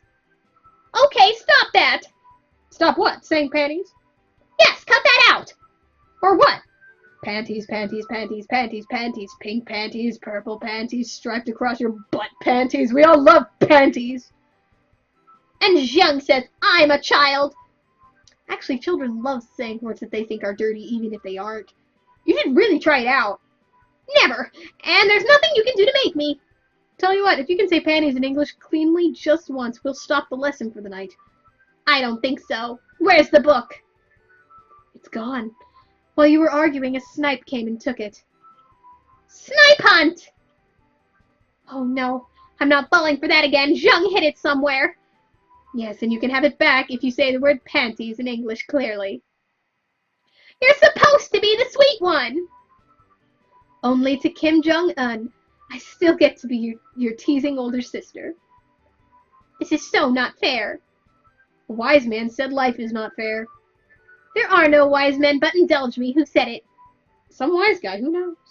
But the point is, life isn't fair, and if you want the lesson to end, your book back, you just have to say the word panties in English once, cleanly. Pantish. Sorry, I couldn't make that out. What was that? Pantish. You'll need to be a bit louder than that. Pantish, pantish, pantish, pantish. Can I go now? No, sorry, you haven't said it yet. I just said it 6 times. But not cleanly. Your S at the ends comes out as shh. I'm afraid he's right, sister. You need to try harder. I hate you both. No, you don't. Now, come on. I know you can do it. Genji takes a deep breath and then slowly speaks. Panties. You made E.T. proud, but you did it! Who is this E.T. and why would he be proud? Space alien, long neck, blue eyes, likes to eat peanut butter candies, and has terrible English. Sounds like you, Genji. Shut up and give me my book back. Look under the pile of clothes there. You buried it for the flashcards. Oh yeah, I forgot about those. Did you find them? Yes, but the lesson is over, so we don't need them. Can I see them anyway? She pulls them out of her pocket and throws them at my forehead. Naturally, I catch the box of cards. Knock yourself out before I do. I'm sleeping with one eye open tonight. Be nice, sister. But anyway, let's look at these flashcards. I pull out the cards. They're cheaply made and fairly worn, but the pictures are accessible. Looks like they were put back in the box in alphabetical order. Mr. A is a flying airplane. Mr. B is holding a bomb. Miss C has chemical weapons, and Mr. D has a dagger. Okay, so like, you know what this fucking reminds me of? So, one of my favorite movies of all time, my favorite Disney movie is The Hunchback of Notre Dame. And one of the most fucked up parts in the movie is at the beginning of the movie, when, Quasi is looking down at the Festival of Fools, and, he's singing about how much he wants to go back over there, and Frollo comes in, and he's like, dude, what the fuck were you doing? Quasi's like, nothing! And then Frollo's like, care to go over your alphabet today? And Quasi's like, yes, master, I'd love to do so very much. And as some of you may recall, Frollo is he's like a bishop or something, he is in the clergy, and the thing Quasi says is for his, like, Frollo will name a letter, and then Quasi will say a word that begins with it, and it goes like A, abomination, B, blasphemy, C, contrition, oh wait, no, what was it, C, contrition, or something like that, I think it was something worse, D, damnation, E, eternal damnation, and it's just, oh my fucking god, it's one of the most fucked up parts in the whole movie, and I find it hilarious. Judge in the movie, bishop in the book, thank you, yeah. That's why I was a little confused, but yeah, and this reminds me exactly of that part in the movie. If you go on my YouTube channel and look at my House in Fata Morgana 15-second review, that's actually part of the thing that goes down, like, on that big list of words, abomination, blasphemy, etc. These cards are fairly violent. Flamethrower, grenade, judo, machete, shotgun. Most of these cards have the letter person holding a weapon or fighting. What kind of fucked up deck of flashcards is this? Call me crazy, but I don't think the International Parenthood Association would have approved of printing these. Is that the United States after being nuked on the U card? Whoopsie! Forget about that one. No wonder we were told not to show these to outsiders. Yes, it has been so long I had forgotten as well. You guys really like to indoctrinate your kids to really hate us young, don't you? It's honestly not like that. Not anymore, really. The printing company mysteriously went out of business years after issuing these. No one has stepped in to print new ones, so we use what we now have. Oh, okay. Silence ensues, and not comfortably. It takes a good 10 minutes before I break in. I think I'm gonna hit the sack. Yes, it is pretty late. I shall hit my sack as well. Let's work on your idioms sometime. Think of where you want to go tomorrow. See you in the morning. Sleep well. Alright. So on that note, I think now is a good time to, oh god, no. No defecting here. Save here. Do I just click it? Okay, cool. So I think now it's been about 3 hours, and it seems like we're about halfway through, so I think now is a good time to stop, mostly because my throat is getting really dry. If you've been here the last couple weeks, you'll recall I've been getting over a cold that had evolved into a sore throat that I'm only now kind of starting to really get over, and I feel my throat drying up, and I feel like I'm about to cough up a fucking storm the minute I get off of here. So, if y'all don't mind, I think we will finish this off next week. For one, I don't know about you guys, I'm having a good time with this game. What about you guys? What do you think of Stay so far? Because I think this game is a fucking riot. What do y'all say? What are you thinking? So much naughty. Have a good night. It is very naughty. This is a very surprisingly naughty game. Well, on that note, thank you again. Goes out to the devs for giving me a Steam key to this. I'm actually having a really good time with this. This is really entertaining. I'll fucking say, I'm having a God. I'm enjoying the shit out of this. It's great. Oh, I'm glad you think so. All right. So on that note, we will finish things off for tonight, and we will resume this next week. Hopefully next week I will also have Fata Morgana. Well, of course, yeah, Valmore. I'm guessing you're the dev who gave it to me, aren't you? I think. I'm almost positive it's you just based on your comments. And if it is, thank you again. But yeah, hopefully I'll also have Fata Morgana next week, and we can just we can finish off this, and if we have enough time, we'll also finish off the second half of Chapter 3 of House and Fata Morgana. Like I said at the beginning of the stream, for anyone who may have missed it, I think I accidentally deleted something in the Fata Morgana file. Yep, alright, thank you, Valmore. This game is hella fun, and I'm digging the shit out of this. But yeah, Fata Morgana, something accidentally got deleted, and I sent it into Manga Gamer. I sent them the game files, and they said that they'd look into it for me, and that they'd send me back the revised files. Worst comes to worst, I might have to reinstall it. I really don't want to do that, because I don't want to lose save data, but we'll see what happens. But yeah, so next week, we'll finish this off, and depending on how much time we have, we'll also finish off Chapter 3 of Fata Morgana. Don't forget, Deanna's stream is tomorrow. I do not know what game she is playing, but if you check the Lifecast on social media, you can see what she is streaming. You also see that we have our daily giveaways still going strong, so be sure and give that a look. I'm honestly not sure what today's giveaway is, but I'm sure it's something really rad. On that note, this game, again, is called Stay, hang on, I want to make sure I get this right. Stay, Democratic People's Republic of Korea, and it's really great, and you can get this on Steam. And I hope you all have a good night! Thank you again for stopping by!